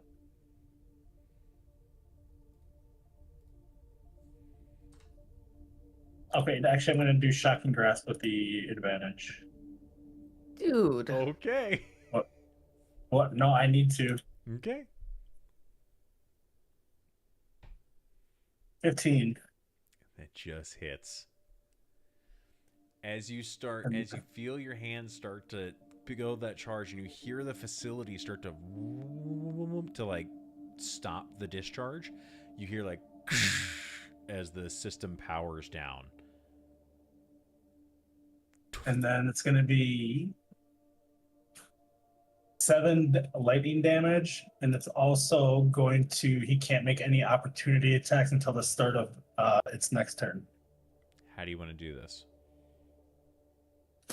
Oh, Wait, So- we're knocking him out. We're knocking him out. We're yeah, not killing him. I'm not going to kill him. So I'm going to, when I kind of sneak up behind him, I'm going to kind of put my hand on the back where there's been numerous amounts of arrows from our fellow archer over there, and I'm going to kind of just stick my fingers in and do a little bit of shock, enough to kind of like just enough to shock him out and like knock him out on, and not fully kill him out. Perfect. You run up, put the hand on, you like throw yourself up onto his back to get your other hand on there, and it's basically just like a clear. And as you do, you see the eyes of Dr. Jameson roll back and kind of smashes onto the ground, still breathing, but currently unconscious. All right, who's got the vial? I do. He's out. Put another arrow in him just in case. And then I'll pour the potion into his mouth. Okay. So you pour it in, and for a moment you don't see any change. And then you start to see the muscles underneath the skin start to... You see the bones in the arms and the legs start to... comes back and shorten underneath the skin. You watch as this skin, which has been a greenish tint, starts to fade back into a more pale flesh tone. And finally, after 30 seconds of transformation, you see a regularly sized human male, gray beard, gray hair, wrinkles on his face, unconscious in front of you. Can I cast healing hands on him to kind of wake him up and give him a little bit of regen? Absolutely. All right. So I'm going to go ahead and just put my hand over him after I just got done shocking his back kind of in the same area, and kind of just shoot life back into him through those holes and kind of heal those wounds up on him. Yeah, clear. And he comes back to consciousness and looks around at everybody and... Who are you? Eska's gonna come up, grab him by the shoulders, and fucking headbutt him. What you're doing is unnatural and disgusting, and she's gonna like throw him backwards a little bit. He's gonna look around at everybody and go, did that kobold just talk to me? Am I still dreaming? No, that kobold is definitely talking to you. What happened? Where's Valeria? Where's Gradius? One of them's in an event or something, and the other one's hiding in a closet. You hear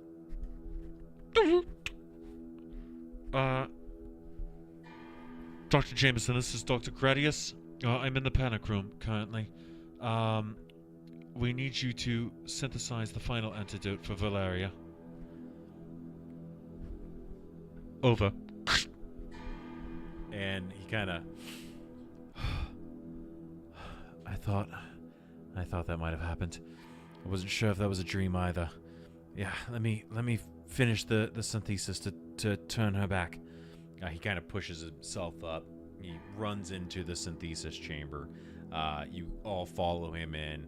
He's pulling out vials of different stuff. He starts plugging it into the machine. He runs over to the control center, flips down a couple of levers, fires up the mixture. He runs back in, and the tray pops out, this time with a reddish vial. He takes that, plugs it into a syringe, and he starts walking around down the hallway and towards the living quarters, and looks up and he goes, Valeria, if you can hear me or understand me, I can fix it. I can fix it. And you watch as one of the vents opens up and a ghastly creature drops down on top of him. Red eyes, serrated teeth. He falls to the ground. And as she goes to bite into him, he sticks the syringe into her neck and fires. And she stops and rolls over. And you watch as the second transformation of the night takes place.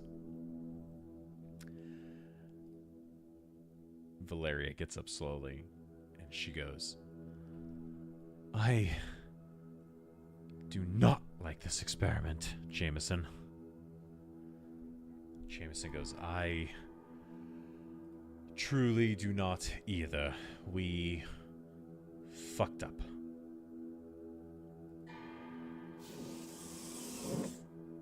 The panic room opens. Gradius walks out. I think it's time that we take a break from this type of experimentation, don't you? All three begin to agree. And as the five of you stand around the group, your vision starts to move. You hear that sound start to play through your head again that you heard earlier in the night. And everything starts to pull away. And it starts to go quiet and dim. And finally, black.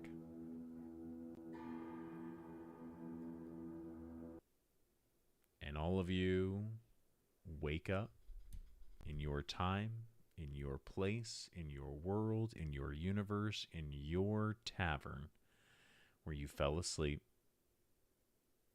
Your party around you, your life ahead of you. And with that, we close tonight's session.